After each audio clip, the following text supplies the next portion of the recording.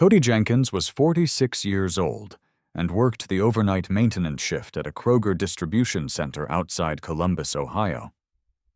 Most people who met him assumed he was the kind of man life passed by quietly.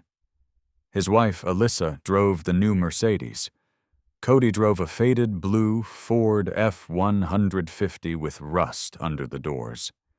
He carried his lunch in an old metal box and wore the same scratched Casio watch every night. People thought Alyssa stayed with him out of pity.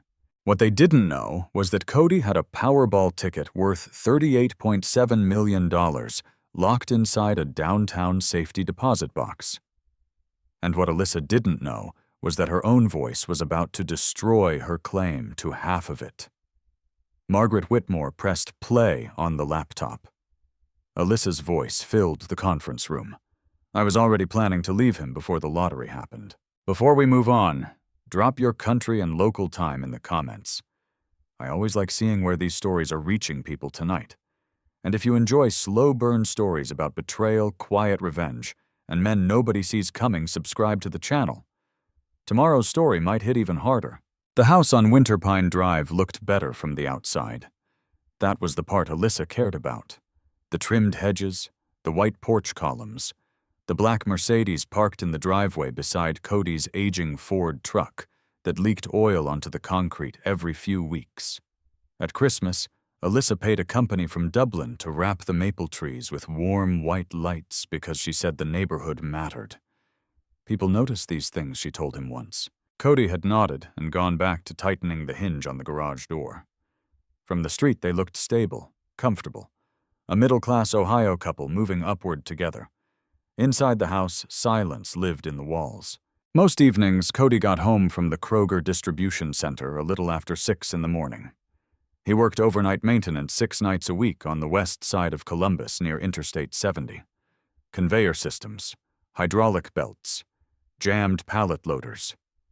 The kind of work people only noticed when it stopped working. By the time he came home, Alyssa was usually awake in the kitchen wearing expensive workout clothes and scrolling through luxury listings on her iPad.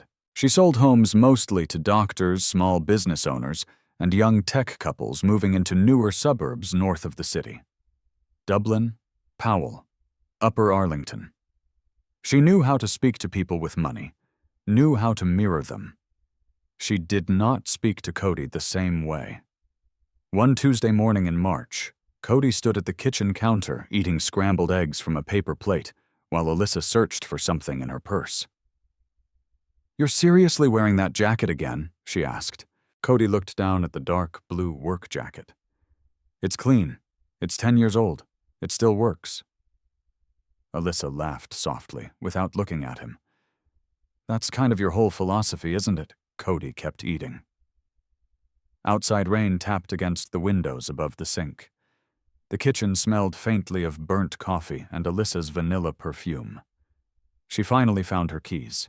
"Oh, and don't forget, she said the Hendersons are coming Saturday night. Please don't talk about warehouse stuff the whole time." Cody swallowed slowly. "I don't usually talk much." "I know." That one landed exactly where she intended it to. She left a few seconds later, heels clicking across the hardwood floor. The garage door opened, then closed. Silence again. Cody rinsed his plate and stared out the window at the wet backyard. He used to think marriage became quieter with age because people grew comfortable. But after 15 years with Alyssa, he understood something different. Silence could also mean distance, and distance could sit beside you at dinner every night without ever leaving. Upstairs, his phone buzzed. "Emma." He answered immediately. "Hey, kid, did I wake you?" No. That was a lie. He'd been awake nearly 20 hours already. Emma Jenkins was 22 and halfway through nursing school in Cincinnati.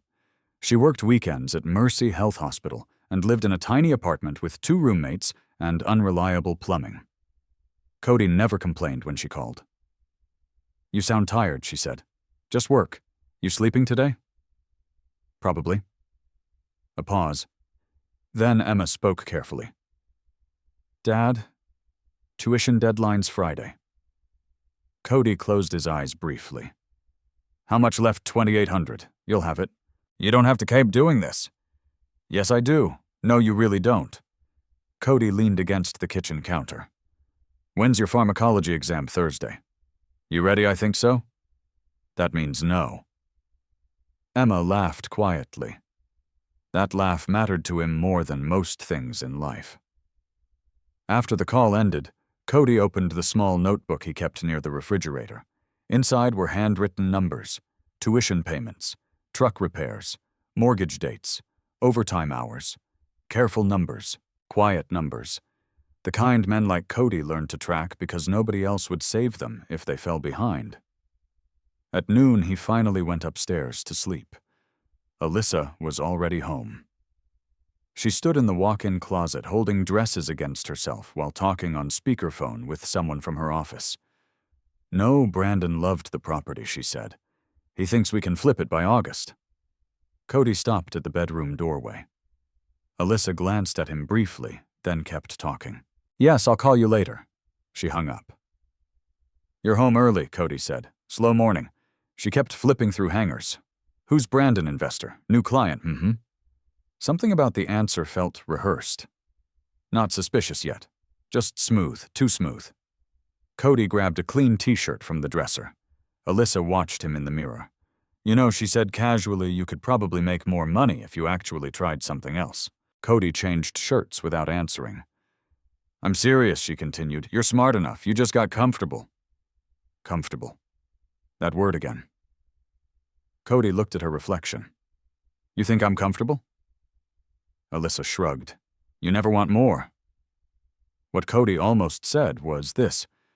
Wanting less had kept their bills paid for 15 years. Instead, he picked up his work clothes and walked toward the bathroom. Behind him, Alyssa sighed dramatically. There you go. Shut down again. He closed the bathroom door quietly. That evening, the Hendersons arrived exactly at 7:30. Scott Henderson owned 2 dental clinics in Columbus. His wife Jenna wore enough jewelry to catch the dining room light every time she lifted her wine glass. Alyssa transformed around guests. Her voice softened. Her laugh became warmer. She touched Cody's shoulder twice during dinner, even though she rarely touched him anymore when nobody else was around. Cody mostly listened while Scott talked about lake properties in Michigan. At one point, Jenna smiled politely at Cody. So what do you do again, maintenance supervisor? Oh. That single syllable carried everything. Alyssa quickly jumped in. He basically keeps an entire distribution center running. The compliment sounded polished, strategic, like something a realtor would say while staging a room. Later that night, after the Hendersons left, Cody carried empty glasses into the kitchen. Alyssa stood near the island, removing earrings. You could have participated more, she said. I answered when people talked to me. You make things awkward sometimes. Cody rinsed a wine glass. I didn't know silence was rude. It is when people think you're miserable. The faucet kept running between them. Then Alyssa said something she did not know he would hear, softly, almost under her breath. I swear to God, sometimes I feel like I'm married beneath me. Cody turned off the water. The kitchen became very still. Alyssa realized too late that he had heard her. Neither of them spoke. Upstairs, the bedroom television murmured faintly in the darkness. Outside, a train horn echoed somewhere beyond the freeway. Cody dried his hands slowly with a dish towel. Then he folded it once and placed it neatly beside the sink. The Kroger distribution center looked different after midnight. During the day, the building outside Columbus was loud in an obvious way. Trucks backing into loading bays, forklifts beeping, supervisors shouting over conveyor belts. At 2 a.m, the noise changed. It became mechanical, rhythmic, almost alive. Long belts rolled through the warehouse carrying packaged food, bottled drinks, and pallets wrapped in plastic that reflected the fluorescent lights overhead. The air smelled like machine oil, wet cardboard, and industrial cleaner. Cody Jenkins preferred those hours. Night shift workers usually did. There were fewer meetings, less pretending, less talking for the sake of talking. People either did their jobs or they didn't. Cody walked the maintenance floor with a flashlight clipped to his belt and a grease-stained clipboard under one arm. His dark blue work jacket carried the Kroger logo on the chest and a stitched name patch that had faded over the years. Jenkins. Most younger workers just called him Cody. Others called him when things broke.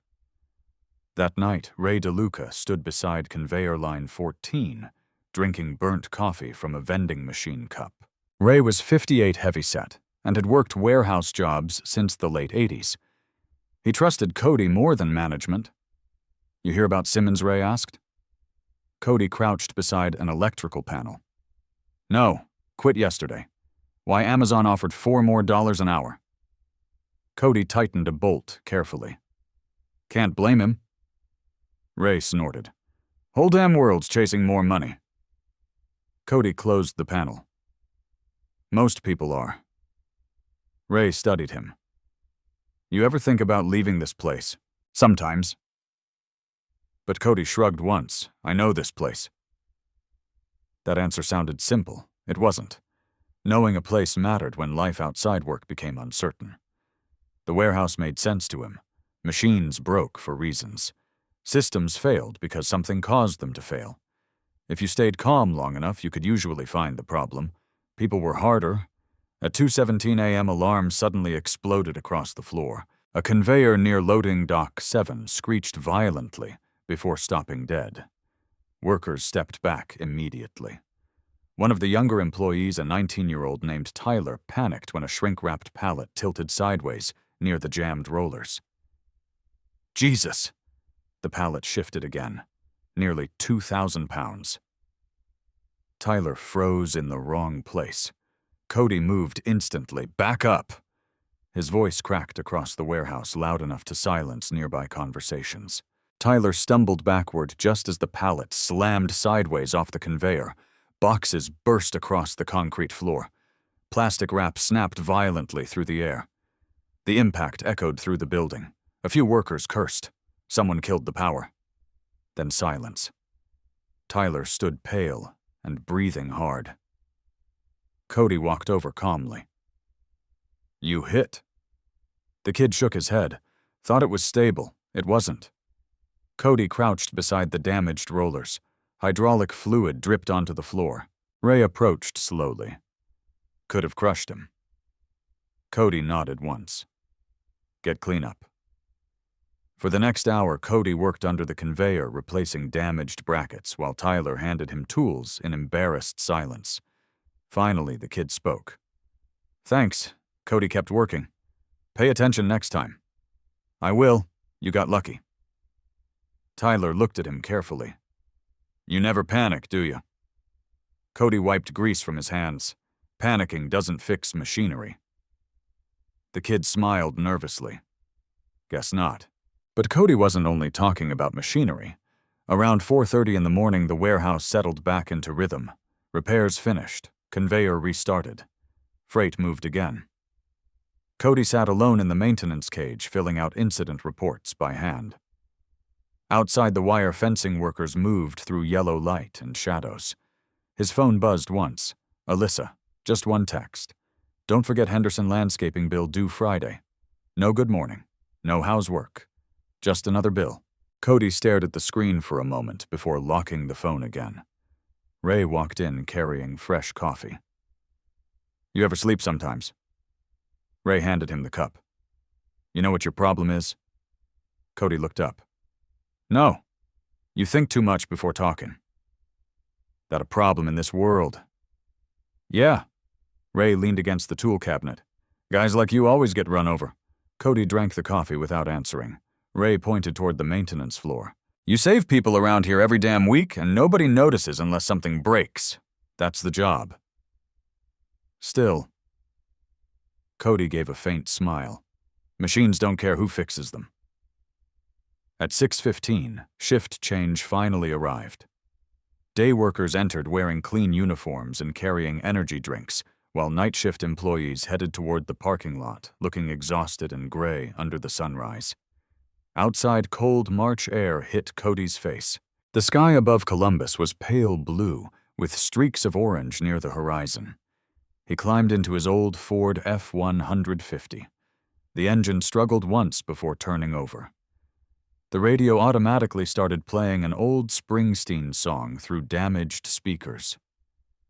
Cody drove west toward home with one hand on the wheel and the other resting near the coffee thermos in the cup holder. Halfway there, he stopped at the Shell station near Wilson Road. Same station he'd used for years. Inside, fluorescent lights buzzed softly over rows of chips and lottery advertisements. The cashier, a middle-aged woman named Denise, recognized him immediately. Night shift again. Aren't they all? She smiled tiredly. You want the usual, yeah. Black coffee. Turkey sandwich. 2 Powerball tickets. Denise printed the tickets, while another customer argued about pump numbers near the register. You ever actually win anything, she asked. $5 once, living the dream. Cody folded the tickets carefully and slid them into his jacket pocket. Most people bought lottery tickets with desperation or fantasy. Cody bought them because of his father. Back when Cody was 12, his father used to stop every Friday night at a gas station outside Dayton and buy 2 tickets while drinking bad coffee from a foam cup. 1 ticket for himself, 1 for luck. His father never won more than a few $100s. But every week he said the same thing. Doesn't hurt to leave the door open. After his father died from a stroke in 2009, Cody kept the habit. Not because he expected anything, just because some routines felt like conversations with ghosts. When he got home, the house was quiet. Alyssa's Mercedes was gone already, probably showing homes. Cody entered through the garage and placed his lunchbox on the workbench beside old tools and paint cans. Then he reached for the large red coffee can sitting on the upper shelf.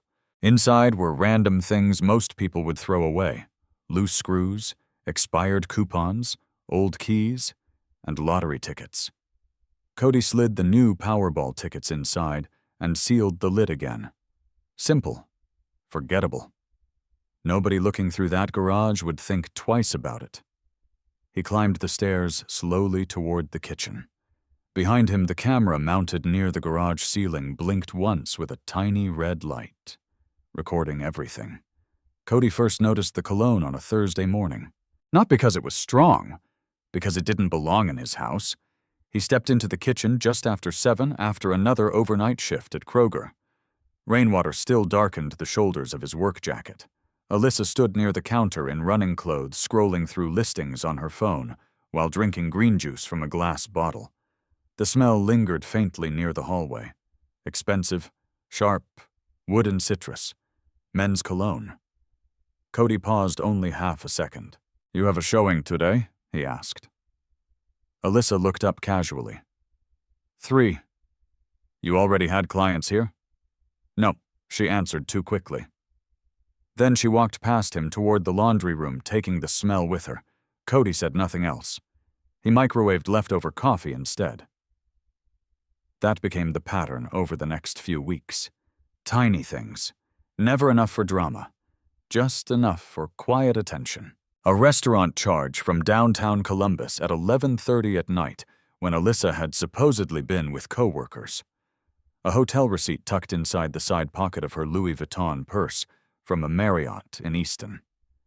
Deleted text notifications flashing briefly across her phone screen before disappearing. Longer gym sessions, more business trips, more irritation whenever Cody asked simple questions. One evening, Alyssa came home nearly 2 hours late, wearing a cream-colored coat Cody had never seen before. You buy that recently, he asked. It was on sale. How much? Why just asking? Alyssa tossed her keys onto the island. You always sound suspicious lately. Cody leaned back in his chair. You're home late a lot. I'm building a career, Cody. So was I when I worked overtime. That's different. How Alyssa laughed once without humor, because your job tops out at maintenance supervisor. There it was again. That tone. Like his entire life existed 3 feet below hers. Cody looked at her quietly for several seconds. Then he returned to eating dinner. Alyssa seemed annoyed by that more than an argument. The next Saturday, Cody finally met Brandon Pike. Not officially, just enough to remember the face. Cody had stopped at a hardware store near Dublin to buy replacement sockets for the garage tool chest.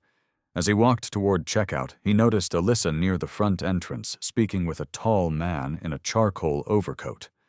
Brandon looked polished in a way Cody never tried to be. Perfect haircut, white teeth, expensive watch, Porsche key fob spinning around one finger. The kind of man who leaned slightly too close during conversations because he already assumed people liked him. Alyssa laughed at something he said, not her polite client laugh, a different one, warmer. Cody stayed where he was. Brandon touched Alyssa lightly near the elbow before walking towards the parking lot. Alyssa watched him leave for half a second too long. Then she turned and saw Cody. Something flickered across her face. Not guilt, calculation. "You're here?" she asked. "Needed tools." "Oh." She adjusted the strap on her purse. "You didn't tell me you were coming to Dublin." "I didn't know I had to." Alyssa crossed her arms. "That was a client." Cody nodded once. "Okay." The answer seemed to frustrate her.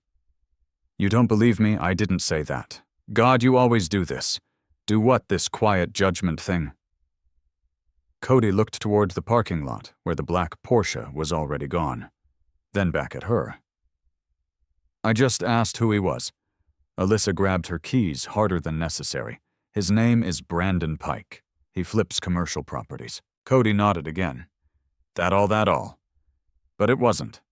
Not anymore. That night after Alyssa fell asleep, Cody sat alone in the garage with the side door cracked open to let cold air inside. The security camera near the ceiling hummed softly above him. He opened an old spiral notebook from the workbench drawer. Then he began writing dates, times, places. Nothing dramatic. Just facts. March 14th. Home 11:42. PM, March 18th. Marriott Easton receipt. March 21st, Brandon Pike Dublin hardware store, careful handwriting. Controlled. Cody wasn't building revenge. Not yet. He was trying to understand the shape of something before it collapsed completely. Inside the house, footsteps creaked overhead. Alyssa moving around upstairs. For a brief second, Cody remembered their first apartment together near Reynoldsburg 15 years earlier, back when they ate frozen pizza on lawn chairs because they couldn't afford furniture, back when Alyssa laughed differently, before status became oxygen to her, before every room turned into a performance. Cody closed the notebook. The next major sign arrived through paperwork. On a Wednesday afternoon, Alyssa spread several documents across the kitchen island while Cody poured coffee before work. "We should probably sell the house this summer," she said casually. Cody glanced at the paperwork. "What for? The market's strong. We already refinanced 2 years ago. We could upgrade." Cody studied her carefully. Alyssa avoided eye contact while organizing papers. That mattered. People avoided eye contact when they were already committed to something internally. "What kind of upgrade?" he asked. "Maybe a newer place in Powell. More expensive. That's the point." Cody sipped coffee slowly. Why now Alyssa finally looked at him. "Do you want to stay stuck forever?" There was no anger in her voice anymore. That was worse. Anger could still mean emotional investment. This sounded detached, like she was already speaking from somewhere outside the marriage. Cody flipped through the paperwork. One page carried preliminary listing estimates. Another contained partial ownership disclosures. Alyssa had already spoken to people before bringing this to him. "You've been planning this a while," he asked. "It's called being proactive." Cody set the papers down carefully. "Not signing anything tonight." Alyssa's jaw tightened slightly. "You don't trust me?" Cody almost answered honestly. Instead, he said, "I want time to read it." That night before work, he noticed Alyssa sitting in her Mercedes, in the driveway talking on the phone. The garage side door was open just enough for him to hear fragments. If he drags this out. Pause. "No, I know." Another pause. Then we file. Cody stood completely still inside the shadows of the garage. Alyssa continued pacing beside the SUV. I'm not waiting another year. Then quieter. I already talked to a divorce attorney. The word hit with strange calmness. Not shock, not rage, just confirmation. Cody remained where he was until she drove away. The red taillights disappeared down Winter Pine Drive. For several seconds he stared at the empty driveway. Then he looked upward toward the security camera blinking softly above the garage shelf. Still recording. Always recording.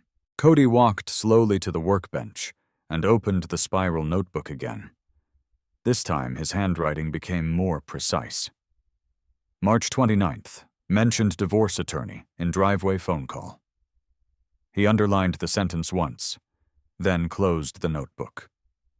Outside, cold wind pushed dead leaves across the driveway. Inside the garage, the old red coffee can sat untouched on the shelf above him, waiting quietly beside the camera that had just captured more than Alyssa realized. Margaret Whitmore's office sat on the 14th floor of a glass building overlooking downtown Columbus. Everything about the place felt controlled. Dark walnut furniture, quiet carpeting, coffee that actually tasted expensive, framed law degrees from Georgetown and Northwestern hanging behind the reception desk. Cody arrived 10 minutes early wearing clean jeans, work boots, and a navy jacket that still carried faint grease stains near one sleeve, no matter how hard he washed it. The receptionist smiled politely. Mr. Jenkins. Yes, ma'am. She'll be with you shortly. Cody sat near the window overlooking High Street traffic below. Morning rain covered the city in dull gray light. State employees hurried through crosswalks, holding umbrellas, while buses hissed to stops near the courthouse district. People looked busy, important. Cody rested his calloused hands on his knees and waited quietly. A few minutes later, Margaret Whitmore stepped out of her office.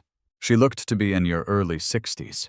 Silver blonde hair cut sharply at the shoulders, black suit, thin reading glasses hanging from one hand. She studied Cody once before speaking. Mr. Jenkins, Cody's fine. Come with me. Her office was large, but not flashy. Floor-to-ceiling windows faced the Scioto River. Legal files sat in perfectly organized stacks across a long side table. Margaret motioned toward a chair. You said on the phone this involves possible divorce preparation and financial concerns. Yes. Then start at the beginning. Cody did. Not emotionally, factually. That seemed to matter to her. He explained the late nights, the hidden hotel receipts, Brandon Pike, the pressure to sell the house, the driveway phone call mentioning divorce attorneys. Margaret listened without interrupting, occasionally writing notes with a fountain pen on yellow legal paper. When Cody mentioned the security camera in the garage, her eyes lifted briefly. Audio recording too. Yeah. Ohio is a one-party consent state in many situations, she said carefully. Depending on context, that may matter later.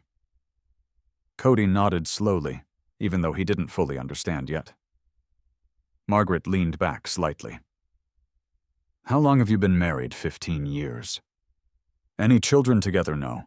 I have a daughter from before the marriage. Assets, house, retirement accounts, savings, my truck.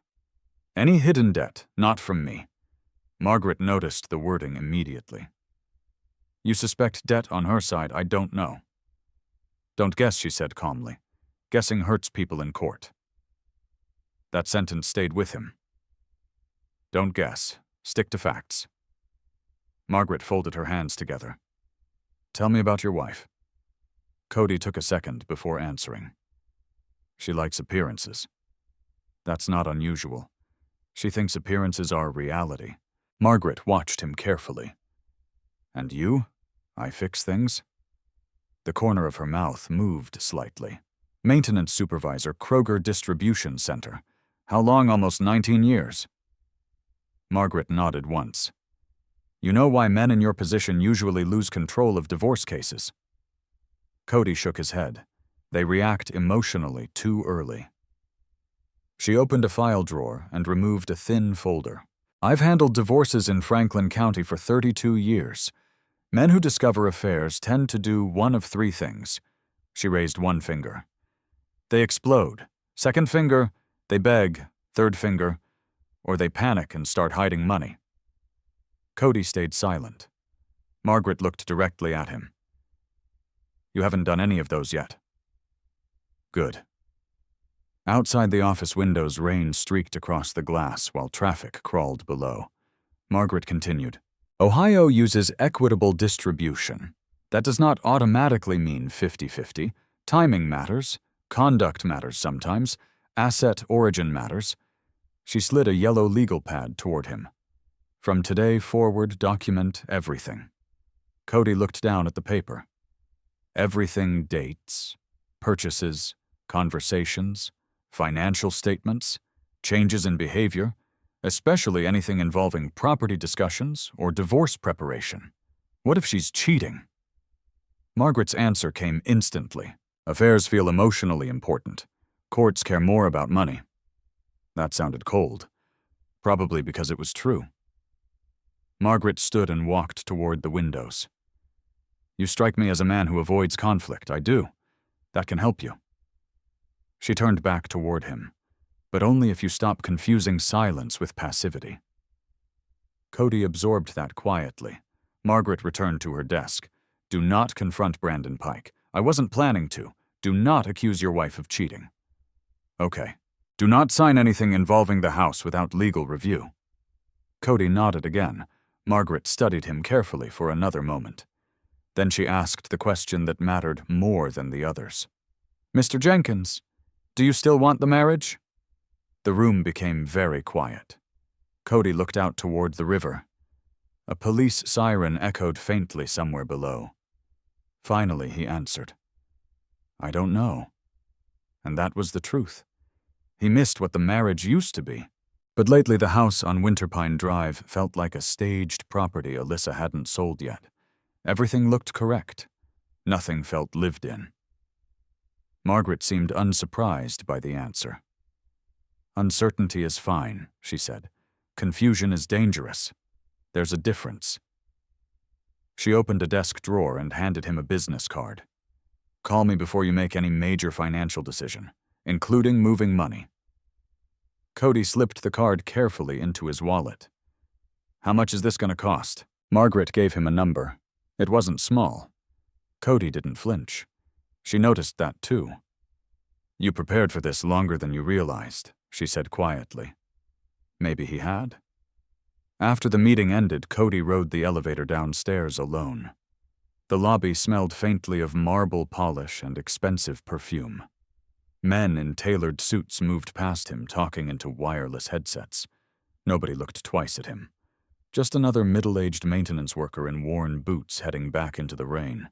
Outside, Cody stood under the awning for several seconds before walking toward his truck. His phone buzzed. Alyssa, you forgot trash day again. No greeting. No question about where he was. Just irritation. Cody stared at the message, then slid the phone back into his pocket. On the drive home, he stopped at a Fifth Third Bank branch near Hilliard. Inside, he opened a small private checking account under only his name. Nothing dramatic, nothing illegal, just separation. The banker behind the desk smiled politely while processing paperwork. Any special purpose for the account? Emergency savings. That's smart these days. Cody almost smiled. If only she knew. When he finally reached home, Alyssa's Mercedes sat in the driveway. He entered quietly through the garage. The security camera blinked red overhead. Inside the kitchen, Alyssa stood at the counter, reviewing property brochures. You're home late, she said. Had errands. What errands? Bank. Alyssa glanced up immediately. What for? Cody removed his boots near the mudroom. Needed a separate account. A tiny pause. For what general savings? Something changed in her expression for half a second. Not fear, awareness. Like two people standing across a chessboard, both realizing the game had officially started. "You're acting weird lately," she said carefully. Cody hung up his jacket. Tired, mostly. Alyssa kept watching him. Then her tone softened artificially. "You know I'm trying to improve things for us, right?" Cody nodded once. Sure. But he no longer believed they were talking about the same future. That night before leaving for work, Cody stopped in the garage beside the old workbench. He opened the drawer containing the spiral notebook. Then he added another entry. April 2nd, met attorney Margaret Whitmore, opened separate account. He paused briefly, then added one more sentence beneath it. Do not react emotionally. Cody closed the notebook and looked up at the small, blinking security camera mounted near the ceiling. Machines recorded exactly what happened. People rewrote things later. That difference suddenly felt important, very important. Cody almost missed the numbers because he was tired. That was the strange part later. Not the winning. The normalness of the moment before it happened. Saturday morning arrived cold and gray over Columbus. Rainwater streaked the kitchen windows while the old refrigerator hummed softly beside the counter. Cody stood barefoot in sweatpants, pouring stale coffee into a Kroger mug after another overnight shift. The house was empty. Alyssa had left before sunrise for a property tour near New Albany with Brandon Pike and 2 investors from Cleveland. At least that was the story. Cody barely cared anymore. He opened the refrigerator, stared at leftover takeout containers for a few seconds, then closed it again. On the counter sat the folded Powerball ticket from the Shell station. He almost threw it away without checking. That was routine, too. Most weeks he forgot about the tickets entirely. The television in the living room played low morning news while he rubbed sleep from his eyes and unlocked his phone. Powerball results, $38.70. Million jackpot winner in Ohio. Cody sat down slowly at the kitchen table. Something inside him sharpened immediately. Not excitement, focus. He picked up the ticket. The paper felt thin between his fingers. White ball numbers 11-16, 27, 38-61, Powerball 9. Cody looked back at the phone screen, then at the ticket again, then back to the screen. For several seconds, nothing happened emotionally. His brain rejected it. Numbers without meaning, like reading someone else's information. He checked again. Powerball 9. The kitchen suddenly sounded too quiet. The refrigerator motor clicked off. Rain tapped softly against the windows. Somewhere upstairs, the heating vent rattled. Cody sat motionless at the table with the ticket in one hand and his phone in the other.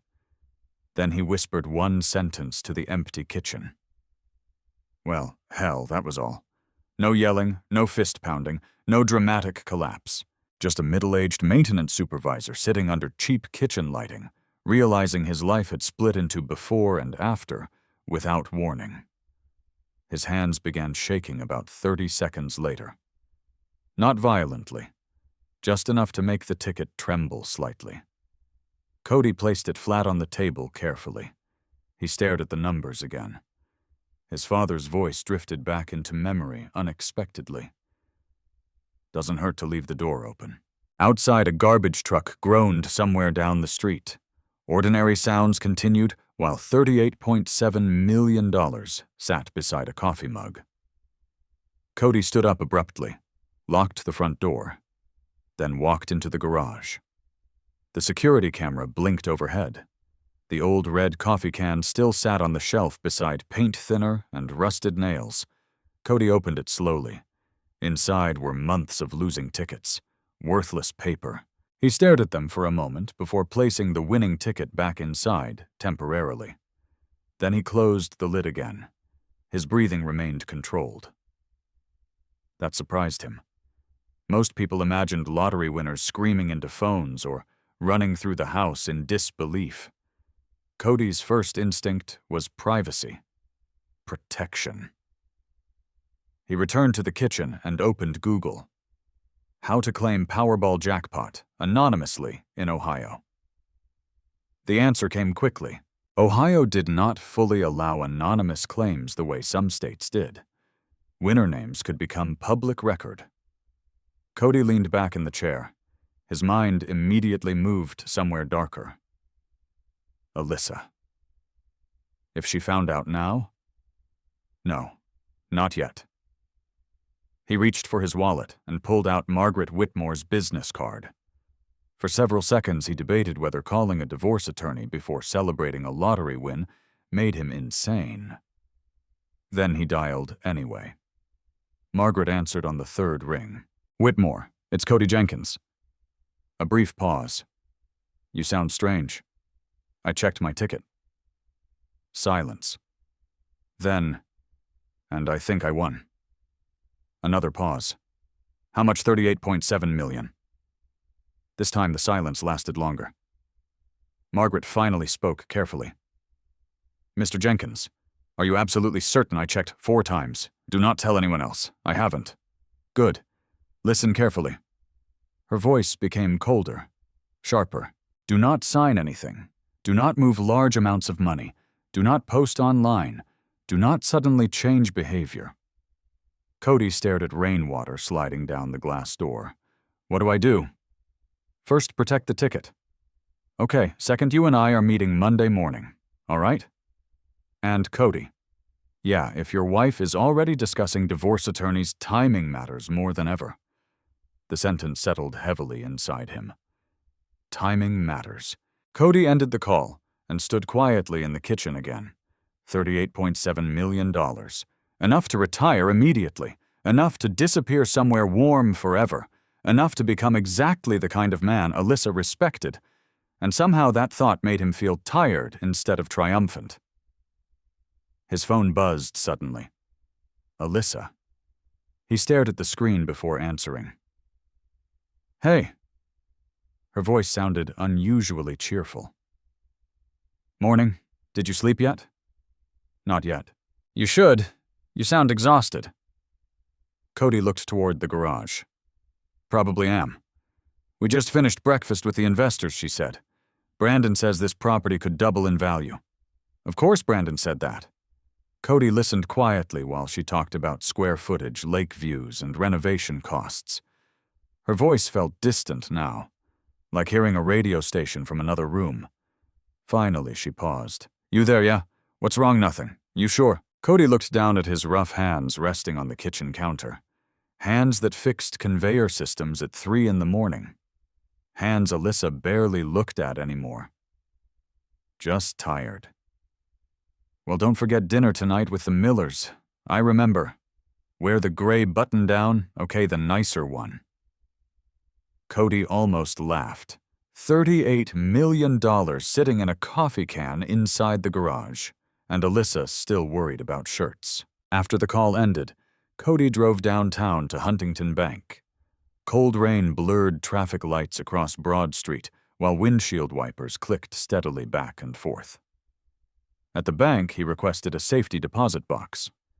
The employee helping him was young enough to still sound enthusiastic about customer service. "Anything valuable you're storing today? Documents." Technically true.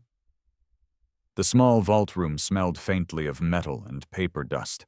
Cody placed the ticket inside the box carefully. For a moment he simply stared at it, resting there under fluorescent light. So much power contained in something smaller than a grocery receipt. Then he locked the box. When he returned home later that afternoon, Alyssa's Mercedes was already in the driveway. She stood in the kitchen, unpacking shopping bags from Nordstrom. "Where have you been?" she asked casually. "Bank." Alyssa glanced up immediately.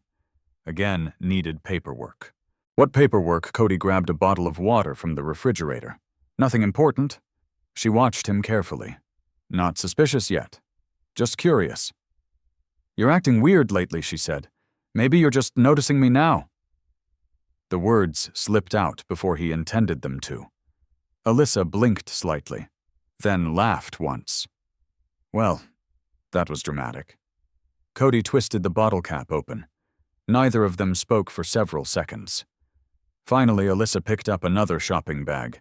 "Anyway, don't be late tonight. The Millers hate when people are late." Cody nodded. But his mind wasn't in the kitchen anymore. It was inside the bank vault downtown, locked behind steel, waiting quietly, like the beginning of something enormous, or the end of something much older. Alyssa found out 3 days later, not because Cody told her, because somebody at the Ohio Lottery Commission sent an automatic confirmation email to the wrong shared address connected to an old tax document. One mistake. That was all it took. Cody was asleep upstairs after another overnight shift when his phone vibrated across the nightstand. He woke slowly, disoriented by sunlight leaking through the curtains. 2 missed calls from Alyssa. 1 text, "Call me now." He sat up immediately. Downstairs cabinet doors slammed shut hard enough to shake the kitchen walls. Cody checked the clock. 1:14 p.m. Too early for Alyssa to be home. He pulled on a t-shirt and walked downstairs. Alyssa stood near the kitchen island, holding printed papers in one hand. Her face looked pale beneath carefully applied makeup. Not shocked, excited. There was a difference. "You won the lottery." No greeting, no confusion, straight to the point. Cody stopped halfway down the stairs. For a split second he considered lying, then decided against it. "Yes." Alyssa stared at him. "How much 38.7? She exhaled sharply and covered her mouth with one hand. Oh my God. Not emotional, calculating. Cody could see it happening behind her eyes in real time. Numbers, possibilities, status, freedom. Alyssa walked toward him slowly. "When were you gonna tell me I was figuring things out first? You didn't think your wife deserved to know." The word wife sounded suddenly strategic. Cody noticed that immediately. Alyssa stepped closer and grabbed both his arms. Then came the performance, the softened eyes, the trembling voice. "We're okay now." Cody said nothing. "We don't have to struggle anymore." Struggle. Interesting word. She hadn't used we during difficult years. Not often. Now suddenly there was a shared future again. Alyssa smiled through fake tears. "We can finally start over." Cody watched her carefully. The timing was too clean, too immediate. 3 weeks earlier she had talked about divorce attorneys in the driveway. Now she touched his chest while talking about second chances. Alyssa hugged him tightly. For the first time in months. Maybe longer. Cody stood still while she held him. He noticed her perfume. Vanilla and something floral underneath. And beneath that, the faint trace of unfamiliar cologne again. That same expensive scent. Alyssa finally pulled back. "We should celebrate tonight," she said quickly. "Somewhere nice. Jeff Ruby's maybe. I have work. You can quit." The answer came too fast. Cody looked at her. Alyssa laughed nervously. "I mean, eventually." He nodded slowly. That afternoon changed the atmosphere of the house immediately. Alyssa became attentive in ways that almost felt aggressive. She made coffee for him before work, asked about his day, touched his shoulder while passing through rooms. At dinner, she talked about travel destinations, Maui, Aspen, Lake Como. By evening, she had already mentioned moving twice. "We could get something modern near Dublin," she said while scrolling Zillow listings beside him on the couch. Or honestly, maybe Florida. Cody watched baseball highlights on mute. "You hate humidity. I could adapt?" Of course she could. $38 million improved flexibility. At 10:30, Cody got ready for work. As he stepped into the garage, Alyssa followed him. "Hey." He turned. She smiled softly. "We're going to be happy now." Cody studied her face for a second too long, then nodded once and walked toward the truck. But instead of leaving immediately, he remembered he had forgotten his thermos inside the garage refrigerator. He turned back quietly before opening the side door.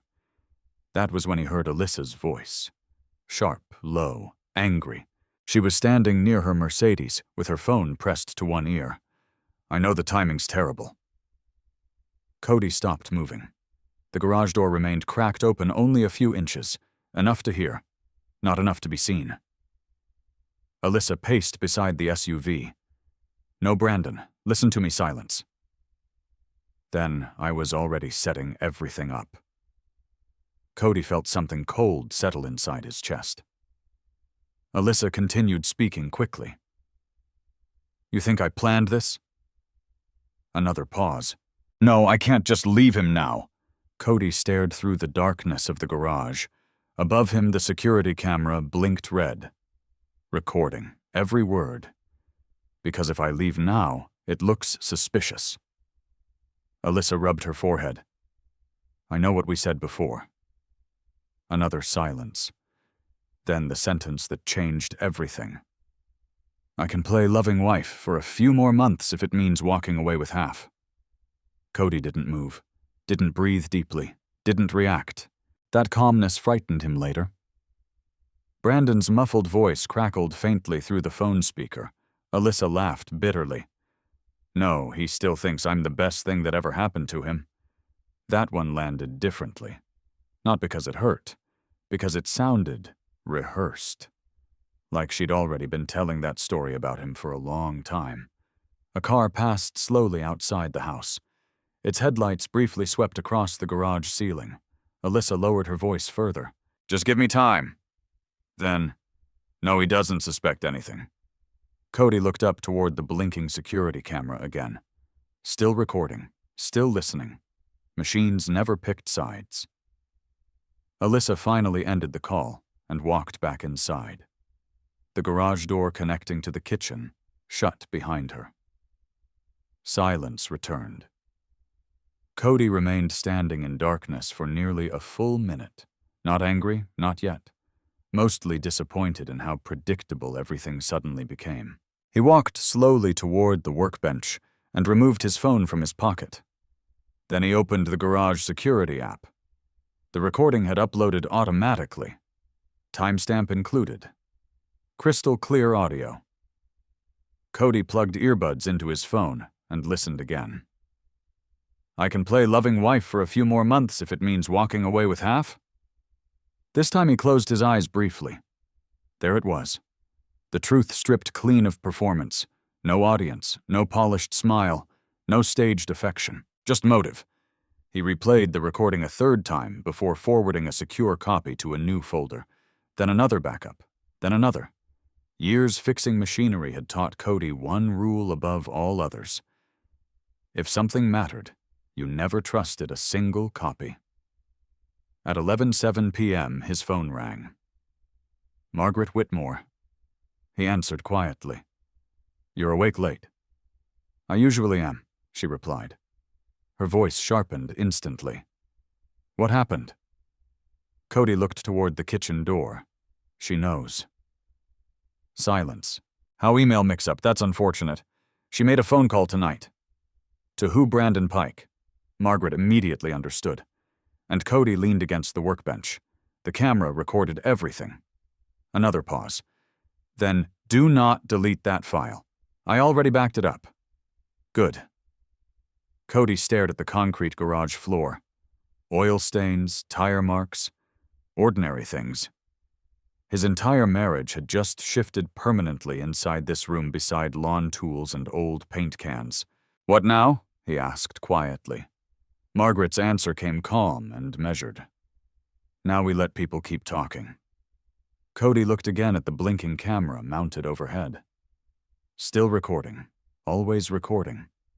And upstairs inside the house, Alyssa was probably already searching luxury homes online for money she thought she could claim.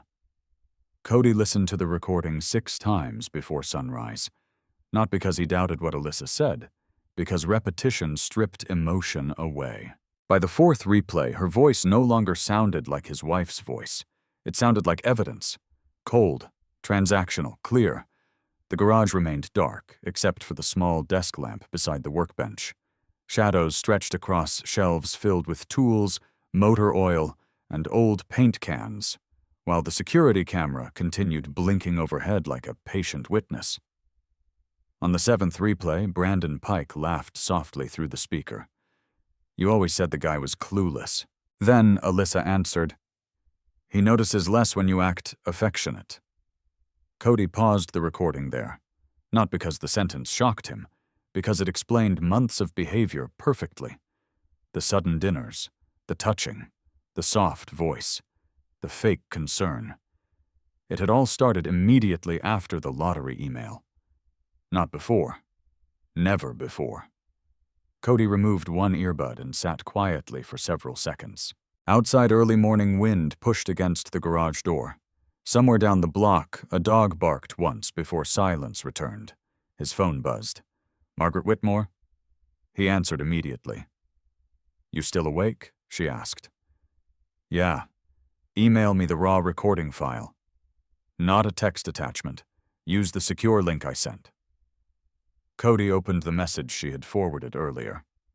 You think it's enough? Margaret did not answer emotionally. That depends what you mean by enough. Cody leaned back in the chair. She admitted everything.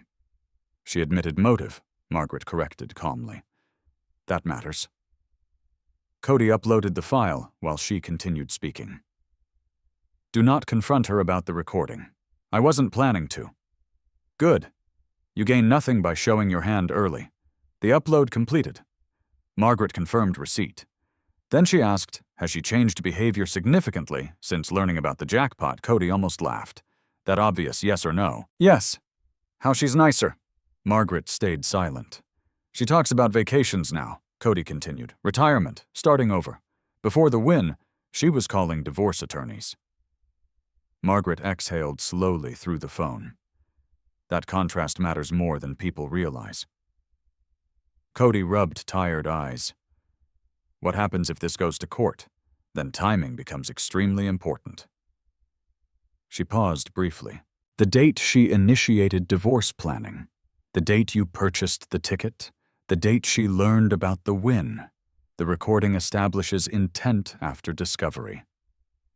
Cody listened carefully. Margaret's voice sounded less like conversation and more like structural engineering, building something piece by piece. Do judges care about affairs? He asked. Sometimes emotionally, less financially. What do they care about? Credibility. That word stayed with him. Credibility. Margaret continued. People lose cases because judges stop believing them. Once that happens, every statement gets filtered differently, and the recording hurts hers. Yes. A long silence followed. Finally, Margaret asked quietly, How are you holding up? Cody looked around the garage. The old toolbox, the folded ladder, his father's fishing rods hanging from hooks near the wall. I think I already knew, he admitted. Margaret understood immediately. The recording hadn't destroyed Cody's marriage. It had only removed the final uncertainty. By 8 a.m, Cody finally went upstairs. Alyssa sat at the kitchen island, drinking coffee in silk pajamas, while scrolling through luxury home listings on her tablet. She smiled the moment she saw him. Too quickly. Hey. Cody nodded once. You just getting home? Yeah, you should sleep. There it was again. Concern, manufactured carefully. Alyssa stood and walked toward him, carrying her coffee mug. I was thinking, she said lightly, maybe we should take a trip somewhere. Just us. Cody removed his boots near the mudroom. Where I don't know. Napa, maybe. Or Italy. Interesting. 3 months earlier, she complained about grocery prices. Now she talked about Europe. Alyssa leaned against the counter. We deserve to enjoy this. This. Not us. The money. Cody noticed every word now, every shift, every performance. What about work? He asked. She laughed softly. Cody, you don't need that warehouse anymore. The sentence landed harder than she intended. Not because he loved the warehouse, because she said it like his entire life before the jackpot had been temporary embarrassment. Cody walked toward the refrigerator. I still work there. For now. Alyssa followed him. You could do anything now, like what? She smiled. Live better. Cody opened the refrigerator slowly. Inside sat leftovers condiments and Emma's old magnet from nursing school. Normal things. Grounded things. What if I already liked my life, he asked quietly. Alyssa blinked, then laughed like he had made a joke. You don't. She answered too confidently, like she believed everyone secretly wanted the same things she wanted. Bigger houses, better neighborhoods, more impressive rooms full of more impressive people. Cody closed the refrigerator without taking anything. I'm going upstairs. Alyssa touched his arm gently before he passed. We're gonna be okay now. Again that word. We. Cody nodded once and walked upstairs without answering. Inside the bedroom, he sat on the edge of the mattress, staring at the wall for a long time, before finally lying down. Sleep never came. Instead, his mind replayed details. Alyssa saying I married beneath me. Brandon's laugh on the recording. Margaret saying credibility matters. At noon, his phone rang again. Emma. You sound weird, she said immediately. Just tired. Dad. Cody closed his eyes. What do you only get quiet like this when something bad happens? He almost told her everything, then stopped. Not yet. You busy with school clinical rotations all week. How's that going, tiring? Good. Emma laughed softly. That's not usually how people answer. It means you're learning. A brief silence followed. Then Emma asked carefully, Everything okay with Alyssa? Cody looked toward the bedroom door. She still treats you like a project. The question surprised him. What, Dad? I'm not blind. He rubbed his forehead slowly. We're working through some things. Emma became quiet for several seconds. Then she said something that stayed with him all day. You know you don't have to keep proving your worth to people, right? Cody stared at the ceiling. After the call ended, he remained motionless in bed, listening to distant lawnmowers outside and footsteps downstairs. Life continuing normally. But underneath it, something fundamental had shifted. That evening before work, Cody stopped by Margaret's office again. This time she already had the recording transcribed, printed neatly across 12 pages, every word time-stamped. Margaret slid the transcript across her desk. Read page 4. Cody did. I can play loving wife for a few more months if it means walking away with half. Seeing the sentence typed out made it uglier somehow. More permanent. Margaret folded her hands together. This recording changes the room. Cody looked up. What does that mean? It means the other side eventually walks into negotiations believing they control the narrative. And then suddenly they don't. Outside the office windows downtown, Columbus glowed orange beneath the setting sun. Traffic crawled along Broad Street below. Margaret tapped the transcript once with one finger. People who perform well socially often assume performance works everywhere. Cody understood immediately who she meant. But evidence, Margaret continued calmly, is not impressed by personality. Cody looked again at Alyssa's printed words sitting on expensive walnut wood between them. Then he carefully closed the folder. For the first time since the jackpot, he no longer felt overwhelmed. Just prepared. The letter arrived on a Wednesday. Certified mail, cream-colored envelope, downtown Columbus law firm logo stamped neatly in the upper left corner. Alyssa placed it on the kitchen counter beside Cody's coffee before leaving for a client lunch. She acted casual about it. Too casual. Looks important, she said while adjusting diamond earrings in the hallway mirror. Cody glanced at the envelope, probably because she already knew exactly what was inside. After the front door closed, silence settled over the house again. Cody stared at the letter for nearly a minute before opening it carefully with a butter knife. Ethan Cole, S.Q., Cole and Fairmont Family Law. The language inside sounded polished and expensive. Formal notice regarding marital asset preservation. Anticipated dissolution proceedings. Immediate request to secure all lottery-related funds pending equitable distribution review. Half the jackpot. Potential spousal support. Shared property protections, attorney fees. Cody read every line slowly. No anger touched his face, but something colder settled deeper inside him. The confidence. That was the interesting part. Ethan Cole wrote the letter like the outcome already existed, like Cody's role was simply to accept it professionally. His phone buzzed before he finished reading. Margaret Whitmore. You got it, she asked immediately. Yes, expected. Cody folded the letter once. She's moving fast. She's scared, Margaret corrected. That doesn't look scared. No, Margaret said calmly. That looks expensive. Cody almost smiled. Margaret continued. Do not respond personally. Forward everything to me. I already scanned it.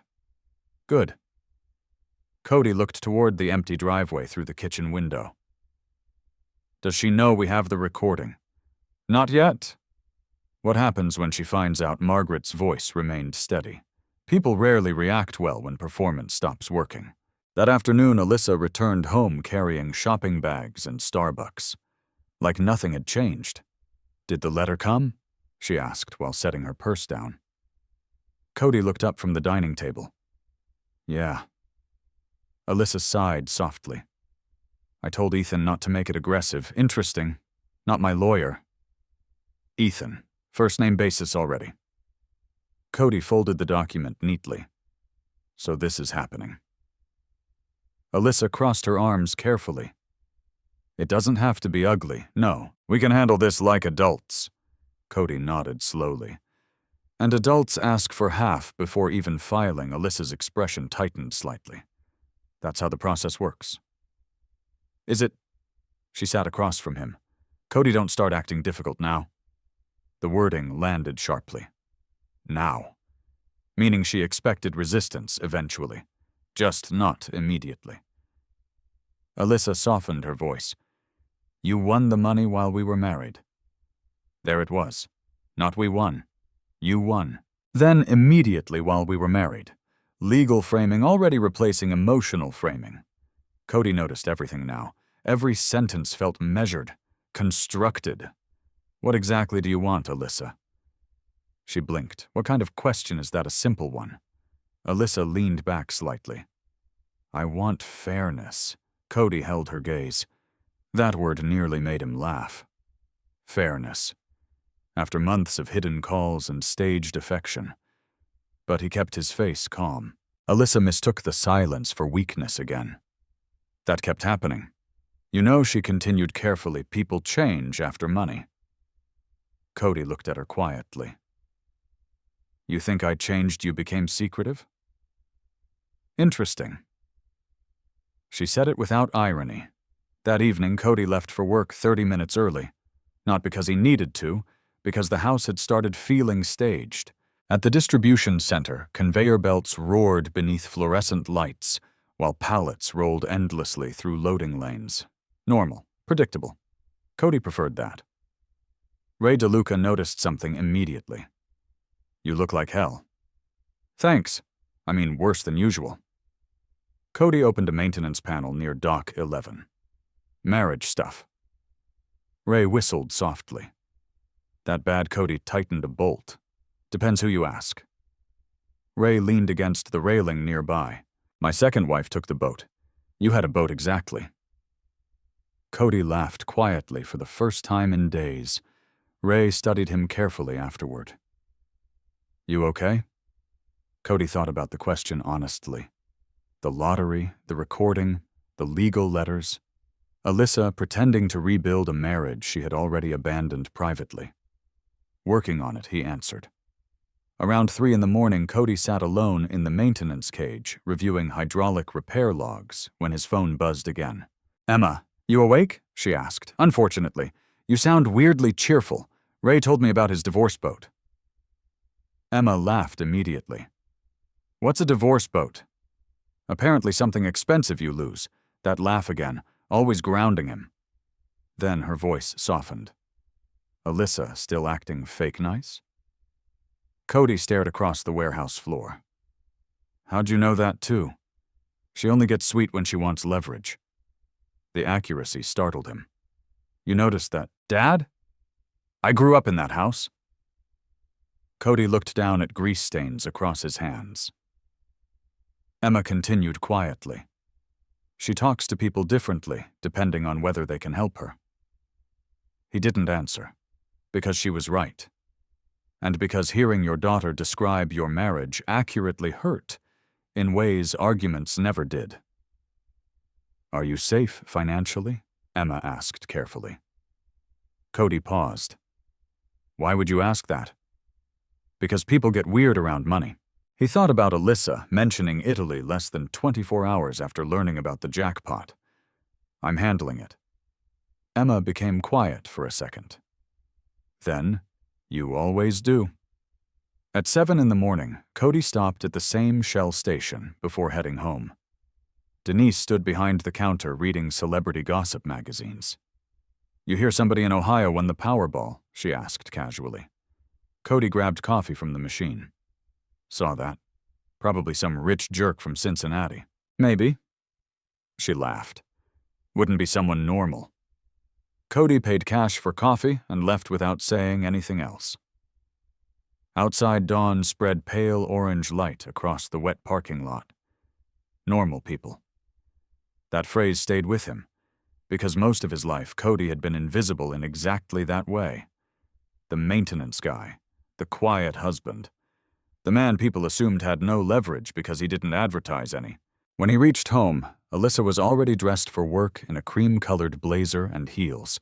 She stood in the kitchen speaking softly into her phone. The moment she saw Cody, she ended the call immediately. Morning. Morning. She hesitated, then walked toward him carefully. Ethan wants us to schedule mediation soon. Cody removed his jacket. Okay, that's it. What else should I say? Alyssa frowned slightly. You're acting detached. Cody looked at her calmly. You filed for half my money. Our money. There it was again.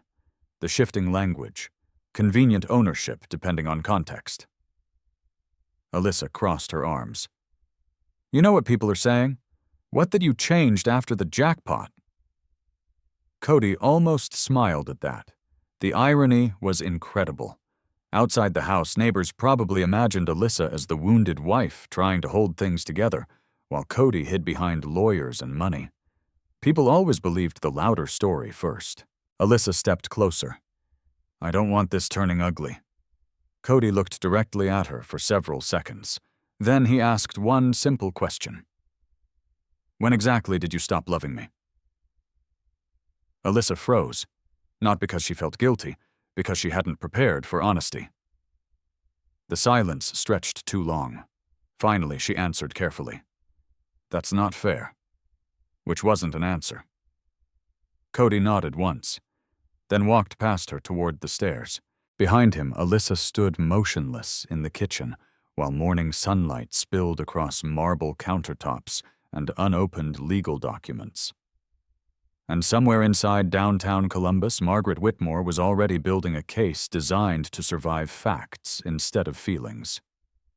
Conference room 604 sat high above downtown Columbus inside the Huntington Center. Glass walls, dark polished table, a skyline view people paid extra to impress clients with. Cody arrived first. Not because he was eager, because he respected time. He wore dark jeans, clean work boots, and a charcoal button-down shirt Alyssa once said made him look less blue-collar. The words had sounded like a compliment back then. Now they just sounded revealing. Margaret Whitmore sat beside him, reviewing a legal folder thick with printed timelines, bank statements, property records, and transcripts. She looked exactly the same as always. Calm, precise, unmovable. You sleep, she asked without looking up. Some. That's enough. Cody glanced toward the rain-streaked windows overlooking Columbus traffic below. Morning clouds pressed low over the city, turning the buildings gray. How's this gonna go? He asked quietly. Margaret closed the folder. That depends how committed they are to the performance. Before Cody could answer, the conference room door opened. Alyssa entered first. White designer suit, gold earrings, perfect makeup.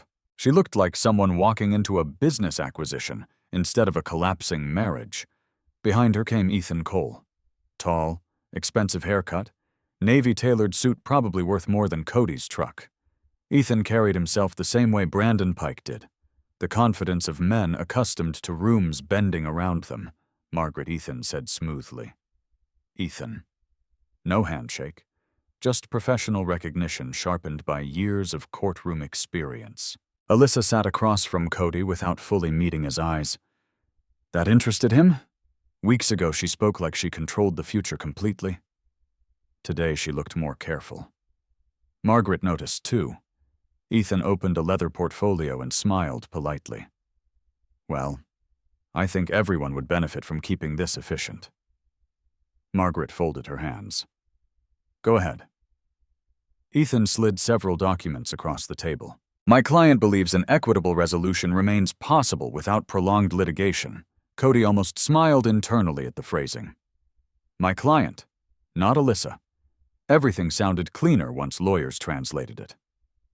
Ethan continued. The marital estate substantially changed after Mr. Jenkins acquired lottery winnings during the marriage. Acquired. Like Cody found nuclear material instead of buying a Powerball ticket at a Shell station. We are requesting preservation of 50% of all after-tax lottery distributions pending final settlement. Margaret remained expressionless. Ethan continued speaking confidently. In addition, Mrs. Jenkins seeks continued residence rights within the marital home, temporary spousal support considerations, and reimbursement for legal expenses. Alyssa kept her posture perfect beside him, professional, controlled. Cody studied her quietly. She looked less like his wife now, and more like someone auditioning for sympathy in a courtroom drama. Ethan finally leaned back slightly. I think we all understand the optics here. That sentence caught Cody's attention immediately. Optics, not facts, not law, image. Margaret spoke for the first time. What optics specifically? Ethan smiled politely. A husband wins nearly $40 million and immediately distances himself from his spouse. Cody almost laughed out loud. Distances himself, as though Alyssa hadn't already planned her exit before the jackpot. Ethan continued smoothly. Judges don't always respond favorably to perceived financial concealment. Margaret glanced toward Cody briefly, then back at Ethan. Are you accusing my client of concealment, not formally? But informally, Ethan spread his hands. We're simply acknowledging concerns. Alyssa finally spoke. Cody, nobody wants this turning ugly. Her voice sounded softer than usual, carefully measured. Cody looked directly at her. The same woman who told Brandon she could play loving wife now sat pretending emotional injury in a skyscraper conference room. The contrast almost fascinated him. Margaret opened her folder slowly. Before we continue, she said calmly, I'd like clarification on timeline issues. Ethan nodded once. Go ahead. Margaret adjusted her glasses. When exactly did Mrs. Jenkins first consult divorce counsel? Alyssa answered before Ethan could. That's irrelevant. No, Margaret replied evenly. It's not. Ethan leaned forward slightly. My client explored options during marital difficulties. That's common. Margaret nodded. Indeed. And when did Brandon Pike enter the picture? Alyssa's expression changed instantly, just a flicker, but Cody saw it. Ethan stepped in immediately. I fail to see the relevance of alleged personal relationships. Really? Margaret asked quietly. The room temperature suddenly seemed colder. Outside the windows, rain crawled down glass behind the skyline. Ethan straightened papers carefully. Let's stay focused on asset division. Margaret closed the folder in front of her. Then she looked directly at Alyssa for the first time since the meeting began. Mrs. Jenkins, were you planning divorce proceedings before learning about the lottery winnings? Alyssa hesitated 1 second too long. Ethan noticed. So we're doing this now, he said carefully. Margaret ignored him. Alyssa finally answered. We had problems for a while. Not an answer. Margaret noticed that too. What changed after the lottery? Alyssa folded her arms. Nothing. Cody watched Margaret closely. She didn't react outwardly, but he saw the decision happen behind her eyes. This was the moment. Ethan continued speaking. My client attempted reconciliation in good faith. That almost did it. Almost. Cody felt something inside him harden completely. Not anger, certainty. Margaret reached calmly into her briefcase and removed a thin black flash drive. Ethan's eyes narrowed slightly. What's that? Margaret placed it on the table. Evidence. The room became very quiet. Even Alyssa noticed something shifting. What kind of evidence? Ethan asked carefully. Margaret connected the flash drive into her laptop. No one here disputes that marriages can fail, she said evenly. But credibility matters when discussing motive, timing, and financial intent. Alyssa's posture stiffened almost invisibly. Cody saw it immediately. Instinct. Animals sensed danger before understanding it. Margaret opened a media file. Timestamp appeared across the screen. Garage security footage. No video angle on Alyssa's face, only audio waveform. But the sound quality was perfect. Ethan looked toward Alyssa slowly. What exactly is this? Margaret's tone never changed. A recording from the Jenkins residence garage, captured after Mrs. Jenkins learned of the lottery winnings. Alyssa's face lost a small amount of color. Not panic yet. Recognition. Margaret rested one hand beside the keyboard. Then she said the sentence Cody remembered from earlier. Before we continue, I think everyone should hear something. No one moved. Outside, thunder rolled faintly somewhere beyond downtown Columbus.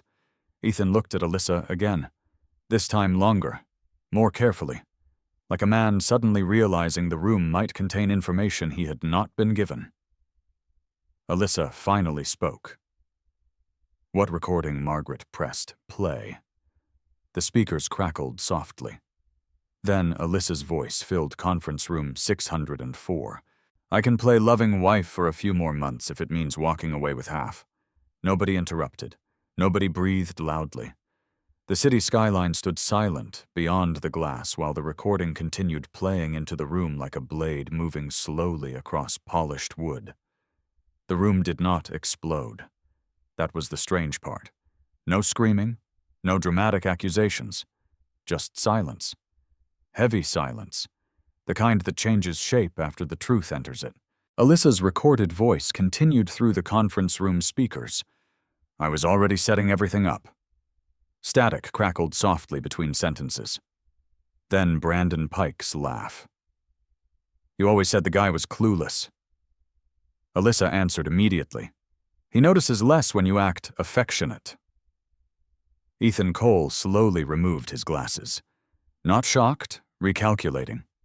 Across the table, Alyssa sat completely still. Only one detail betrayed her.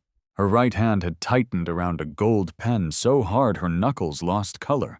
Margaret Whitmore let the recording continue. I can play loving wife for a few more months if it means walking away with half. Then silence again. Margaret pressed pause.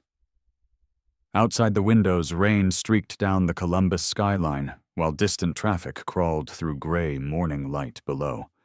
Nobody spoke for several seconds. Cody watched Ethan carefully. That was the real shift happening in the room. Not Alyssa, Ethan. Before the recording, Ethan carried himself like a man negotiating numbers. Now he looked like a lawyer suddenly questioning his own client's credibility. Margaret closed the laptop halfway. Would anyone like to revise prior statements? Ethan leaned back slowly in his chair. Alyssa. First name basis gone. Now her name sounded formal, controlled, professional distance returning instantly. Alyssa finally spoke. That recording is out of context. Margaret nodded once, then provide context. Alyssa opened her mouth. Nothing came out, because context wasn't the issue. Timing was. and everyone in the room understood that now. Ethan cleared his throat. When exactly was this recorded? Margaret slid a printed transcript across the table. 3 days after Mrs. Jenkins discovered the lottery winnings.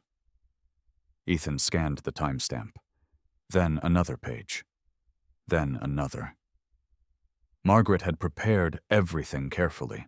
Garage recording logs, metadata, audio timestamps, security camera installation dates. Nothing emotional, just structure. Cody noticed Ethan's posture changing with every page. Less aggressive, more cautious. Lawyers recognized danger quickly when evidence started organizing itself cleanly. Alyssa finally turned toward Cody. "You recorded me?" The accusation almost sounded offended. Cody answered calmly. "The garage security camera recorded you. That's insane. You knew it was there." Her face tightened. That was true. The camera had been mounted in plain sight for almost 2 years after neighborhood break-ins increased around Hilliard. Alyssa had walked beneath it every day. Ethan spoke carefully now. "Margaret, before we escalate this further, I'd like to understand what exactly you intend to imply." Margaret folded her hands. That Mrs. Jenkins initiated divorce planning prior to the lottery discovery, then materially altered her behavior after becoming aware of substantial financial gain. Alyssa interrupted immediately. "That doesn't change the fact we were married." "No," Margaret agreed calmly. "It changes motive." Another silence settled over the room. Cody remained quiet. He realized something important watching them now. Truth didn't always arrive loudly. Sometimes it simply removed oxygen from false narratives until they collapsed quietly on their own. Ethan turned toward Alyssa again. This time his expression carried visible irritation beneath professionalism. Was there an ongoing relationship with Brandon Pike? Alyssa looked at him sharply. "That's irrelevant. It became relevant 5 minutes ago." The answer landed hard. Even Cody felt it. For the first time since entering the conference room, Alyssa looked uncertain, not remorseful, uncertain, like someone realizing the script had changed mid-performance. Margaret opened another folder. "There's more." Ethan exhaled slowly. "Of course there is." Margaret slid several documents across the table. Bank account timelines, lottery purchase verification, security footage timestamps, Cody's private account records. The winning ticket was purchased using Mr. Jenkins's separate discretionary cash reserve, Margaret explained evenly, at a time when Mrs. Jenkins had already begun consulting divorce counsel. Ethan reviewed the paperwork silently. The ticket purchase occurred 4 days after the driveway phone call discussing divorce filings, Margaret continued. "We also possess supporting notes and contemporaneous documentation." Cody watched Alyssa's face carefully. She wasn't looking at him anymore. She was staring at the paperwork. Calculating damage. That was the moment Cody finally understood something clearly. Alyssa did not fear losing him. She feared losing leverage. Margaret remained calm. No one disputes the marriage existed. But Ohio courts examine credibility, financial intent, and timing very carefully in high-asset disputes. Ethan finally removed the papers from in front of him and placed them neatly on the table. Then he asked the question that mattered most. "Are you planning to introduce the recording formally?" Margaret held his gaze. "If necessary." Another long silence followed. Outside the building, thunder rolled faintly across downtown Columbus. The city looked washed clean beneath the rain. Inside conference room 604, everything had changed. Alyssa's voice sounded smaller when she finally spoke again. "So what-o?" Margaret answered immediately. "Now everyone becomes more realistic." The sentence hit harder than shouting would have, because it was true.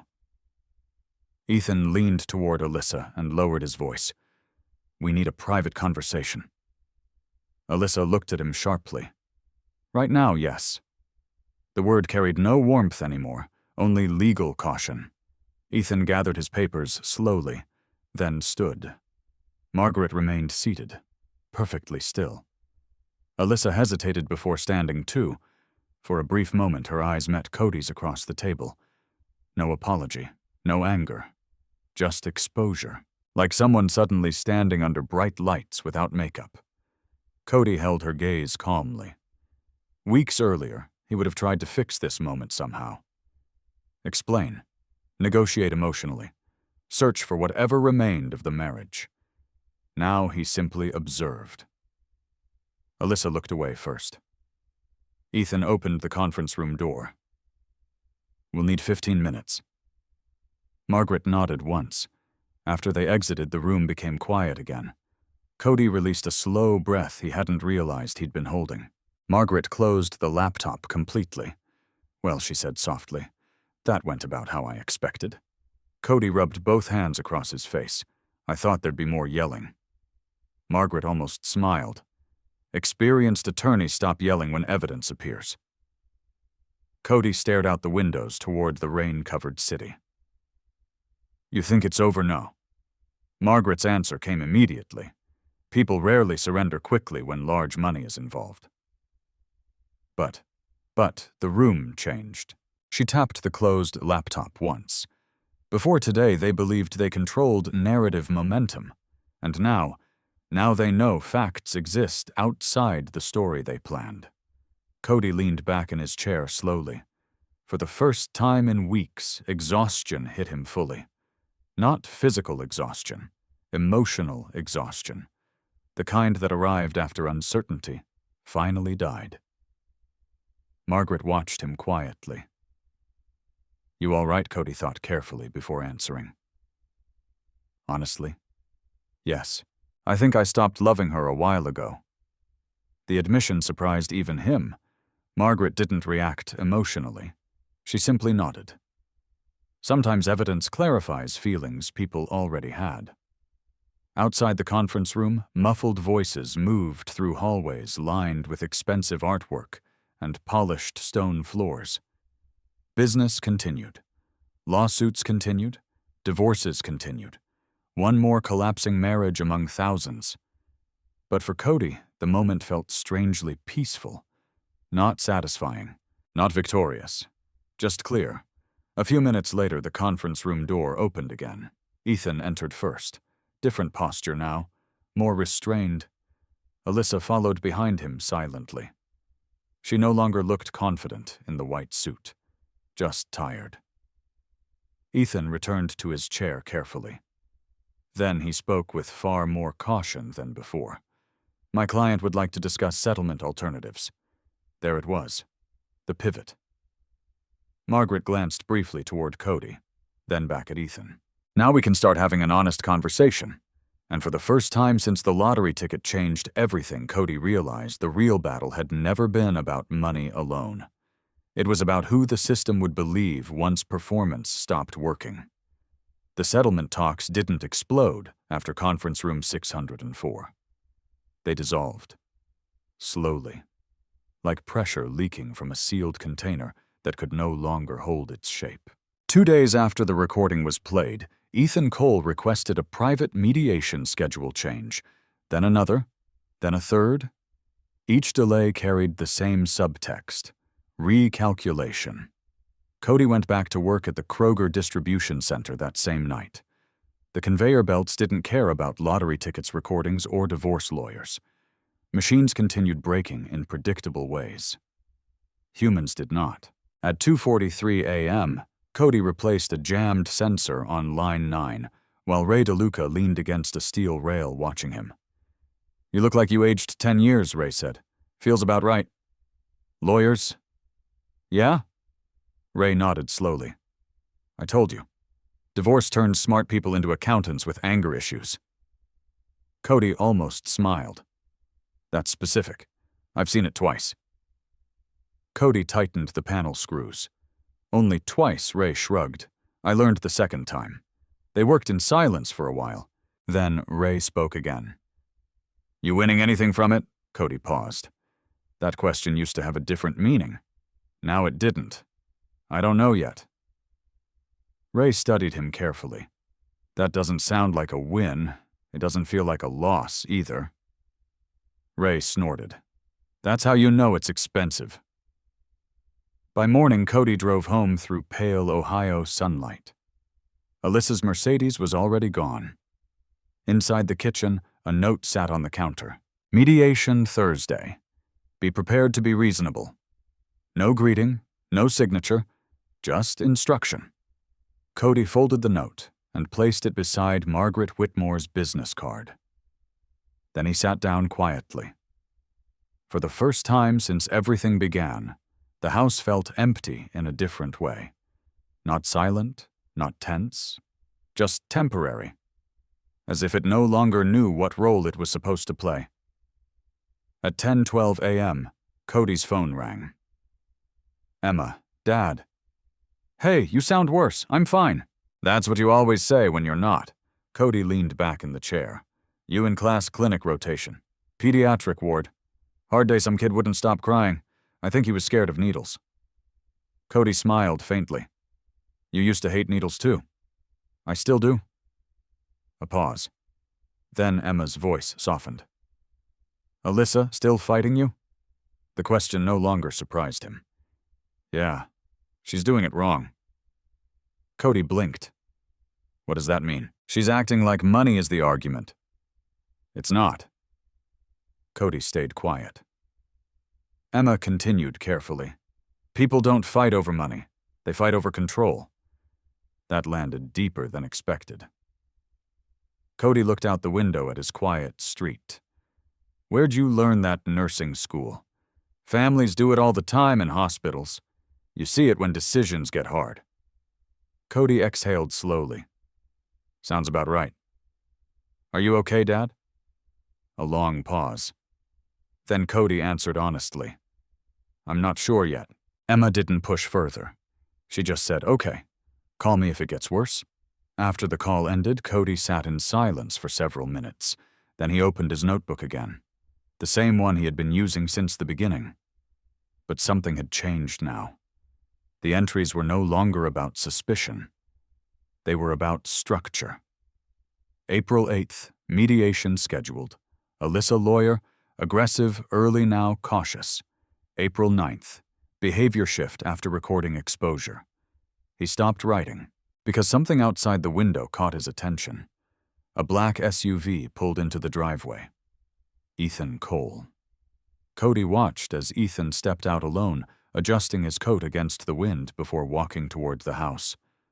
Not scheduled, not expected. Cody opened the front door before Ethan knocked. The lawyer looked slightly different outside formal meeting rooms, less polished, more tired. Mr. Jenkins, Ethan said. Cody. A pause. I'd like 5 minutes, Ethan added. Cody stepped aside. Inside the kitchen, Ethan didn't sit immediately. He looked around the space first, as if evaluating something beyond legal relevance. Finally, he sat at the island. I'm going to be direct, Ethan said. That's usually how you start, Cody replied.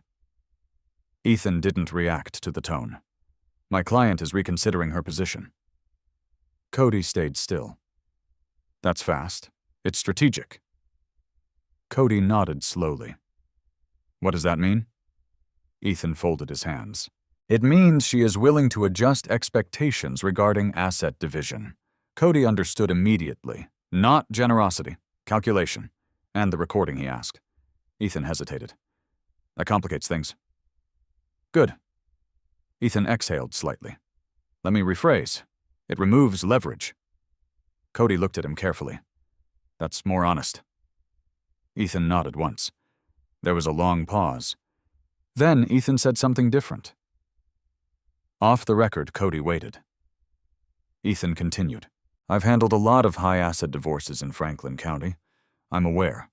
Most of them are emotional chaos, disguised as financial disputes. Cody leaned back slightly. And this one, Ethan looked at him directly. This one is structurally bad for my client. The honesty landed heavily in the room. Cody didn't respond immediately. Ethan added, the timing issue is significant. The recorded statements are worse. Worse, how they suggest intent to exploit marital timing for financial advantage. Cody nodded slowly. That sounds accurate. Ethan studied him for a moment. You're not what she described. Cody didn't react. What did she describe? Ethan paused. Honestly, a man who would panic? Cody almost smiled. I don't panic well. Ethan stood slowly. I needed to understand that. Cody followed him to the door. Is this over? Cody asked. Ethan hesitated. No. Then he added more quietly, but it's no longer in your wife's control. After Ethan left, Cody stood in the doorway for a long time. Wind moved through the trees across the street. A dog barked somewhere down the block. Ordinary life continued exactly as it always had. That evening, Alyssa returned home earlier than usual. She didn't speak immediately. She placed her purse on the counter and removed her coat slowly. Then she said, Ethan met you. Cody nodded. Yes. Alyssa studied him carefully. What did he say? Cody didn't answer right away. Then he chose honesty. He said it's not going the way you expected. Alyssa's jaw tightened. That's not what I asked. Cody looked at her. I know. Silence filled the kitchen. Then Alyssa spoke carefully. We can fix this. Cody noticed the word immediately. We. It had returned, but it sounded different now. Less natural, more tactical. How? Cody asked. Alyssa stepped closer. We adjust, we compromise, we move forward. Cody watched her. For the first time, he saw something underneath the performance. Not love, not even anger. Fear of losing control of outcome. That was all. Cody nodded once, slowly. Okay? Alyssa relaxed slightly. But I need you to be reasonable, she added quickly. Cody looked at her quietly. I have been. That was the first time she didn't have an immediate response. Later that night, after Alyssa went upstairs, Cody stood alone in the garage again. The red coffee can sat exactly where it always had. The security camera blinked above it. Still recording, still watching. Cody opened the can and removed the original winning ticket. He looked at it for a long moment, then placed it back carefully. Not because it felt valuable, but because it now felt like something that no longer belonged to either version of his life. Just evidence of a turning point neither of them could undo. His phone buzzed. Margaret, Ethan came to you? She asked immediately. Yes, that confirms what I suspected. What pressure shift? Cody leaned against the workbench. What does that mean legally? It means they are moving from entitlement to negotiation. Cody looked up at the blinking camera. So they're backing down. Margaret paused. Careful. Not backing down. Adjusting? Yes. Cody exhaled slowly. What do we do now? Margaret answered without hesitation. Now we wait for them to overcorrect. Cody frowned slightly. Overcorrect. People who lose leverage often try to recover it too quickly. That's when mistakes happen. Cody looked at the garage again. At the tools, at the shadows, at the quiet, mechanical order of things he understood better than people. Got it, he said. Margaret added one final line. Stay exactly as you are. The call ended. Cody stood in silence for a long time. Then he looked at the garage camera one more time. And for the first time since everything started, he didn't feel like the room was watching him. He felt like it was recording something that had already chosen its ending. The Franklin County Domestic Relations Courthouse was never quiet. Even at 8:17 a.m., the building carried a constant weight of movement lawyers in pressed suits, couples speaking too softly, clerks calling names that sounded like decisions already made. Cody Jenkins stood near the hallway outside courtroom 3C. Same boots, same work jacket, cleaned but still unmistakably industrial in a building built for polished conflict. Alyssa arrived 5 minutes later. Different version again. Gray tailored dress, minimal jewelry, hair tied back with precision. She wasn't trying to look emotional. She was trying to look stable. Ethan Cole walked beside her carrying a slim leather briefcase. Margaret Whitmore arrived alone. No briefcase this time, just a single folder. Cody noticed that immediately. Less paper meant more confidence. Ethan glanced at Cody once, then away. No greeting, no tension. Just professional acknowledgement that the stage was set. Courtroom doors opened. They entered. The judge was already seated when they arrived. Honorable Rebecca Dalton, mid-50s expression, neutral, in the way only long-term family court judges could maintain. Cases like this were not rare for her, but cases with recordings and lottery jackpots always moved differently. More caution, less assumption. Everyone sat. Cody at one table, Alyssa at the other. Ethan and Margaret between them like opposing engineers overseeing a collapsing structure. Judge Dalton spoke first. Let's proceed efficiently. This is Jenkins v. Jenkins regarding marital dissolution and asset division. Ethan stood. Your Honor, my client seeks equitable distribution of marital assets, including lottery winnings acquired during the marriage.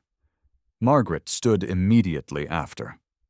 Your Honor, we contest the characterization of those winnings as jointly distributable in full given documented intent timing of marital breakdown and post-acquisition conduct. The judge raised a hand slightly. Noted. Proceed. Ethan presented first. He spoke carefully now. No aggression, no confidence overflow, just controlled language. Alyssa Jenkins and Cody Jenkins maintained a long-term marriage of 15 years. The lottery winnings occurred during the marriage and thus qualify as marital property, subject to equitable distribution. He paused. But we acknowledge there are additional factors requiring consideration. That was new. Alyssa glanced briefly at Ethan. Margaret stood. Your Honor, we would like to introduce a recorded communication obtained legally from the marital residence. Ethan immediately objected. Relevance must be established before submission. Margaret didn't look at him. It establishes intent. Judge Dalton leaned slightly forward. Proceed. Margaret connected a device to the courtroom system. Cody felt the room tighten. Not emotionally, structurally. Like everyone present understood the moment something irreversible was about to enter official record. Alyssa sat still. Too still. The recording played. I can play loving wife for a few more months if it means walking away with half. The courtroom did not react outwardly, but something shifted in the atmosphere. Not shock, recognition of consequence. Ethan's jaw tightened slightly. Margaret let the recording continue for several seconds before pausing it. Judge Dalton spoke quietly. Is there more context? Margaret nodded. Yes, Your Honor. The full recording includes discussion with a third party confirming intent to initiate divorce proceedings prior to lottery discovery. Alyssa finally spoke. That was taken out of context. The judge turned slightly. Miss Jenkins, you will be heard when appropriate. Silence returned. Ethan leaned forward. Your Honor, even if the recording is admitted, it does not negate statutory marital property rights. Margaret responded immediately. Correct, but it does affect credibility and financial intent assessment. The judge made a note, then looked at Cody for the first time. Mr. Jenkins, did you purchase the lottery ticket prior to or after marital breakdown discussions? Cody stood. His voice was steady, after she had already contacted divorce counsel. A small pause in the courtroom. Cody continued, and before she knew about the winnings. The judge nodded once. Margaret added calmly. Documented phone call records and time-stamped security footage confirm this timeline. Alyssa shifted slightly in her seat.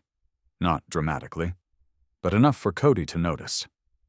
The judge leaned back. This court will not treat emotional arguments as dispositive, only facts. Ethan exhaled slowly, then spoke more carefully.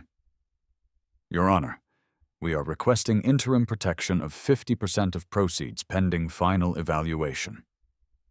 Margaret responded without hesitation. That would effectively reward post-discovery opportunism. Ethan turned slightly toward Alyssa. A silent warning. Alyssa remained still. The judge tapped a pen once against the desk. Counsel, I have reviewed preliminary filings. There is a recorded admission indicating intent to leverage marital status post-discovery of financial gain. Silence again. The recording had already done its work. The judge continued. This court has concerns regarding credibility. That word again. Credibility. Cody felt it settle in the room like weight distribution shifting in a machine. Ethan tried one final argument. Your Honor, my client maintained marital residence and emotional contribution during the marriage. Margaret responded calmly. And Mr. Jenkins maintained full-time financial contribution, household stability, and pre-existing independent financial behavior regarding lottery purchase. The judge closed the file slightly, then spoke. I am not inclined to grant automatic equal division of lottery proceeds without further evidentiary review. Alyssa finally looked directly at Cody. Not angry, not pleading, just calculating. Cody met her gaze without flinching. The judge continued. Temporary restraining order regarding full asset distribution is denied. However, assets will remain frozen pending final determination. Ethan shifted in his seat. Margaret nodded once. The judge concluded. This matter is adjourned pending final financial evaluation and mediation review. Gavel down. Not loud, but final. Courtroom movement resumed slowly. People exhaled. Folders closed. The structure of official conflict transitioned back into hallway noise. Ethan leaned toward Alyssa immediately. Quiet conversation. Urgent tone. Cody didn't hear the words, but he didn't need to. He had already seen the outcome forming. Alyssa stood slowly. For the first time since this began, she didn't walk out ahead of Ethan. She walked slightly behind him. Cody remained seated as they passed. Alyssa paused briefly beside him, just long enough to speak quietly. You didn't have to do it like this. Cody looked up at her. I didn't do anything. That was the truth. She stared at him for a moment longer, then turned and left. The courtroom emptied gradually. Margaret gathered her folder calmly. Well, she said, that was controlled. Cody stood. What happens now? Margaret closed the folder. Now the pressure shifts again. Cody frowned slightly. Who to the side that overplayed their assumptions. They walked out of the courtroom together. Outside, Columbus sunlight cut through clouds in thin, sharp lines. Cars moved along the courthouse streets like nothing significant had happened inside. Cody paused at the entrance. Margaret stopped beside him. You did well, she said simply. Cody looked at her. I didn't say much. That was the point. They stood there for a moment. Then Margaret added, most people think court is about winning arguments. Cody waited. It's not. What is it about enduring facts longer than the other side can maintain fiction? Cody absorbed that quietly, then nodded once. Across the street, Alyssa stood beside Ethan near a black SUV. She wasn't looking at Cody anymore. She was already speaking on her phone. Adjusting. Rebuilding narrative again. But something had changed now. The room no longer bent toward her version of events. Cody watched for a few seconds, then turned away. Not because he was victorious, but because for the first time since the lottery ticket changed everything, he no longer felt like the situation was spinning without structure. It had structure now, and structures he understood could be measured. The first thing Cody noticed after court was how ordinary the world still looked. Traffic on High Street. A barista arguing with a customer over the wrong order. A delivery truck blocking a bike lane like nothing in the courthouse had mattered at all. Inside that normal noise, Cody felt something unfamiliar settle in. Stability. Not peace yet. Just structure returning. Margaret Whitmore walked beside him toward the parking garage. They're going to adjust strategy again, she said. Ethan and Alyssa. Cody nodded slowly. More legal pressure? Less emotional framing, Margaret replied. More negotiation. They've lost the leverage of certainty. Cody glanced at her. So this is good? Margaret didn't answer immediately. It's controlled, she corrected. That's better than good in litigation. They reached the garage entrance. Cody paused. What happens if they keep pushing? Margaret looked at him directly. Then they lose more credibility. And courts don't forget patterns. Cody understood that now. Patterns mattered more than moments. Inside the truck, Cody sat for a moment without starting the engine. His phone buzzed. Alyssa. No message. Just a missed call. He didn't return it. Instead, he drove back to the distribution center for his shift. Machines didn't ask for explanations. They only required consistency. That night, Ray DeLuca noticed the difference immediately. You look lighter, Ray said. Cody tightened a conveyor panel.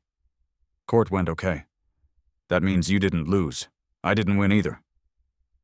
Ray nodded. That's still better than most marriages end up. Cody didn't respond, but he didn't disagree either. Around 3:12 a.m., while replacing a faulty belt motor, Cody's phone buzzed again. Emma. You done pretending to be okay? She asked without greeting. Cody smiled faintly. Hello to you too. I watched you at Thanksgiving last year, she said. You've been shrinking for a long time. Cody leaned against a steel frame. That's a dramatic way to put it. It's accurate, though. Silence. Then Emma softened slightly. What did the judge say? Not final yet, but better for you. Yeah, good. Another pause. Then Emma added something quieter. Just don't let her turn this into a story where you become the villain. Cody thought about that. She already tried. Then don't argue the story, Emma said. Just stick to facts. That line felt familiar. Margaret Whitmore had said something similar. Facts versus fiction. After the call ended, Cody stood alone in the warehouse aisle for a moment longer than usual. Then returned to work. Alyssa changed after court. Not emotionally visible change. Strategic change. The kind Cody noticed in patterns, not statements. She stopped calling as often, stopped asking casual questions, stopped performing affection in small doses. Instead, she shifted toward coordination, emails, scheduling, legal updates sent through Ethan. She began treating Cody like a business partner in dissolution, rather than a husband in conflict, which was almost more honest. One evening, she arrived home earlier than usual. Cody was in the kitchen drinking coffee after work. She didn't sit immediately. She placed her phone on the counter. We should talk, she said. Cody nodded once. Okay. Alyssa crossed her arms. I don't like how this is going. Court, the whole situation. Cody leaned against the counter. What part specifically? Alyssa hesitated. That recording. Cody said nothing. It makes everything look calculated. It was. Alyssa exhaled sharply. You don't understand what it did to my case. Cody looked at her. It didn't change anything you said. It changed how it looks. There it is again, Cody said quietly. Alyssa frowned. What optics? She went silent for a moment, then softer.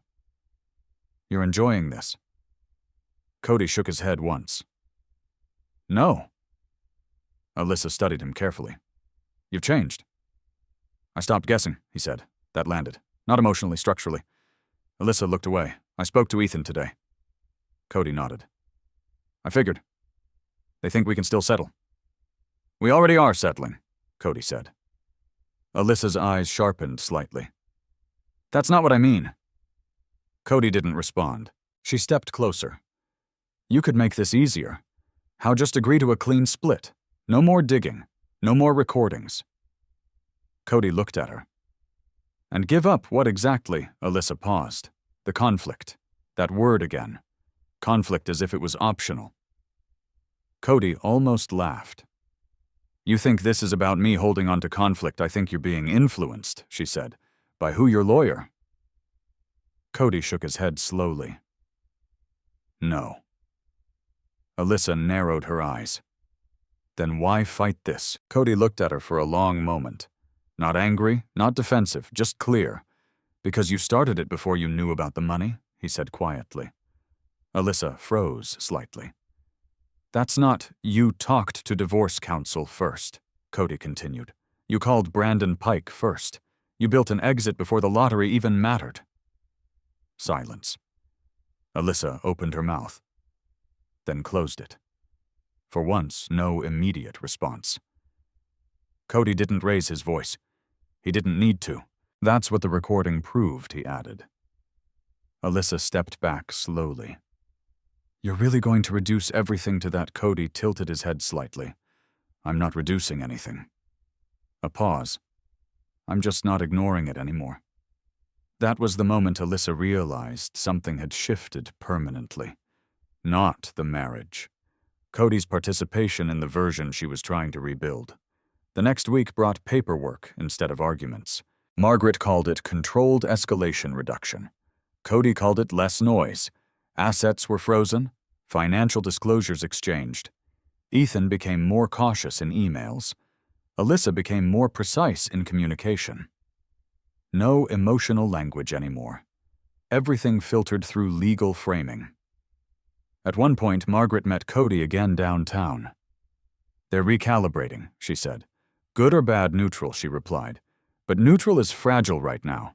Cody sat across from her in the same glass office. What happens if it stabilizes? Then we settle. And if it doesn't? Margaret looked at him directly. Then they lose control of narrative entirely. Cody understood what she meant now. Control wasn't loud. It was consistency under pressure. That night, Cody drove home alone after shift. The house lights were off when he arrived. Alyssa's Mercedes was gone. He stood in the garage for a moment. The red security camera blinked above him. Still recording, still observing. Cody opened the old coffee can on the shelf. The lottery ticket still sat inside. He didn't touch it immediately, just looked at it. A piece of paper that had once meant escape. Now it meant something else entirely. Proof of timing. Proof of truth.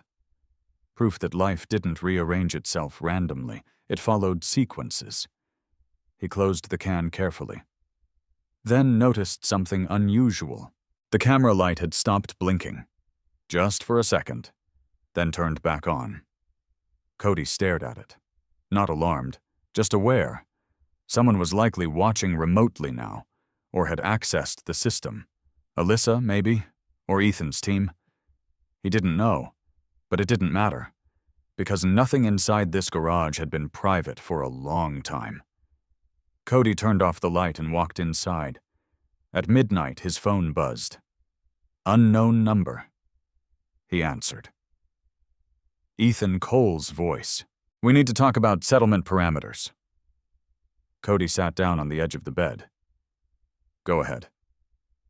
A pause. Then Ethan spoke more carefully than before. My client is willing to reduce her claim. Cody said nothing. Significantly, Ethan added. Still no response. Another pause. Then Ethan finished. But she needs closure. Cody looked out the dark window. Everyone does, he said quietly. Ethan hesitated. Tomorrow, Cody nodded once. Tomorrow. The call ended. Cody stayed seated for a long time afterward, not thinking about money, not thinking about court, but about something simpler. How quickly people changed language when control slipped, claim, reduce, closure, words replacing certainty. Outside, Columbus remained quiet. Inside, Cody understood something he hadn't before. This was no longer about winning.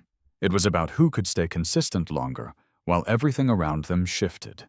And for the first time since the lottery ticket changed his life, He felt prepared for exactly that.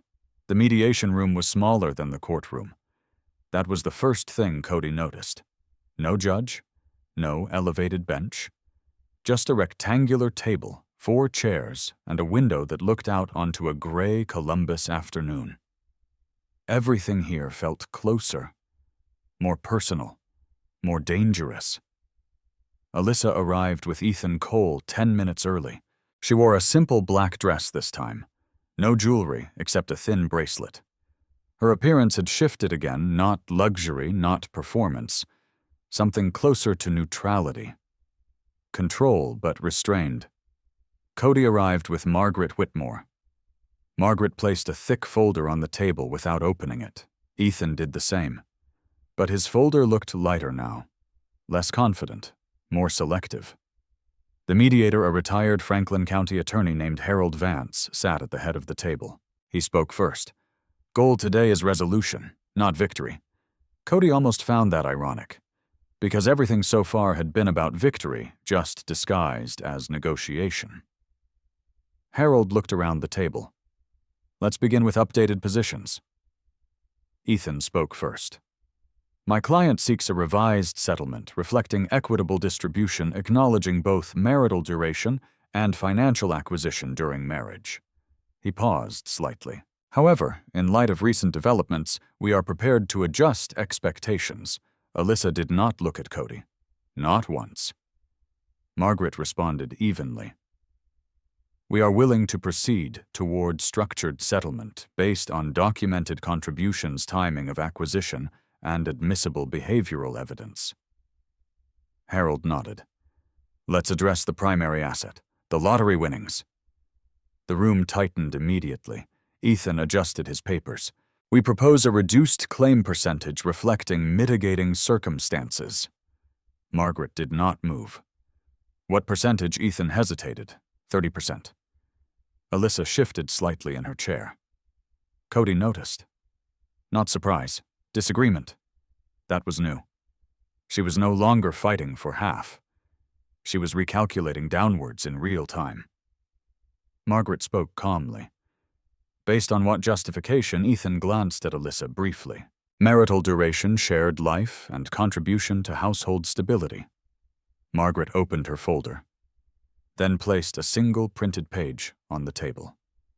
The recording transcript summary. She didn't play it. She didn't need to anymore. Everyone in the room had heard it. Intent, she said simply. Alyssa finally spoke. Her voice was controlled, but thinner than before. That was one conversation. Margaret looked at her. Recorded after knowledge of the winnings. Silence. Harold leaned slightly forward. We're not retrying emotional interpretation. We're discussing financial settlement. Margaret nodded. Exactly. Then she added, and financial intent matters here. Ethan exhaled slowly. We are trying to avoid prolonged litigation. So are we, Margaret replied.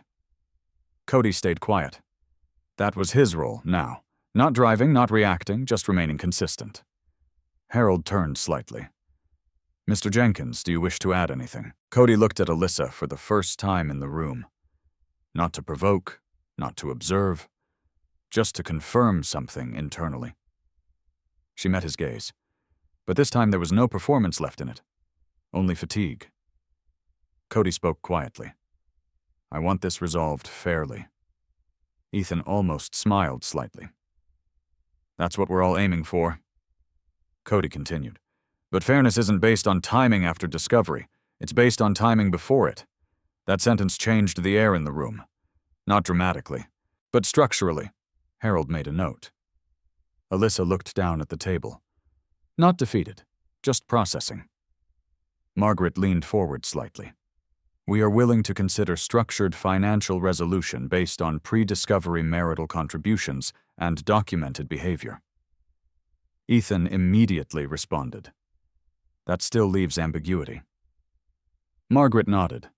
Then remove ambiguity. Silence again. Outside the window, traffic moved slowly through downtown Columbus. Life continued in parallel to this small, enclosed negotiation. Harold finally spoke. I propose a revised structure. Reduced percentage claim, no spousal support beyond transitional period, and asset separation finalized within 60 days. Ethan looked at Alyssa. A long pause. Then Alyssa spoke. 25%. Cody noticed immediately. That wasn't negotiation, that was retreat. Ethan closed his eyes briefly. Margaret responded without hesitation. Acceptable for settlement consideration if all claims cease, and documentation is finalized. Harold nodded. That is progress. But Cody noticed something else. Alyssa wasn't looking at money anymore. She was looking at time. Not what she would get, but how long this would continue. Ethan gathered his papers slowly. This would require full mutual release of further claims. Margaret nodded. Yes. Harold looked at Cody. Mr. Jenkins. Cody paused. This was the final structural step. Not emotional. Finality. He looked at Alyssa again. She didn't look back this time. She was staring at the table, like someone already halfway out of the room. Cody answered quietly. Agreed. Silence followed. Not tension. Conclusion forming. Harold closed his notebook. Then we will draft final settlement terms. Ethan exhaled slowly. Alyssa finally stood first. Not quickly, not dramatically. Just steadily, like someone stepping out of a version of life they had already left internally weeks ago. She hesitated for a moment beside Cody, then spoke softly. I didn't think it would go like this. Cody nodded once. Neither did I. A pause. Alyssa looked at him properly for the first time in days, not as leverage, not as opposition, just as a person. Then she turned and walked out. Ethan followed. Margaret stayed seated until the door closed. Then she closed her folder. It's done, she said. Cody didn't answer immediately. He looked at the empty chair across from him, the one Alyssa had just left. Not exactly, he said finally. Margaret raised an eyebrow. It's legally done. Cody nodded. Yeah, that distinction mattered. Outside the building, Alyssa stood near the curb waiting for Ethan. She wasn't crying. She wasn't angry. She was quiet. For the first time in a long time, there was no performance at all. Just distance. Cody stepped outside a few minutes later. Cold air hit his face immediately. Margaret stopped beside him. You'll feel this in stages, she said. What closure? People think it's a moment. It's not. Cody watched Alyssa get into the car. She's gone, he said quietly. Margaret nodded. Not gone. Just no longer attached to your system. Cody almost smiled at that phrasing. Sounds technical. It is. A pause. Then Margaret added something unusual. You handled this well. Cody looked at her. I didn't really do much, that's why. Cody exhaled slowly. Across the street, traffic moved normally. People crossed intersections, phones rang, lunch deliveries continued.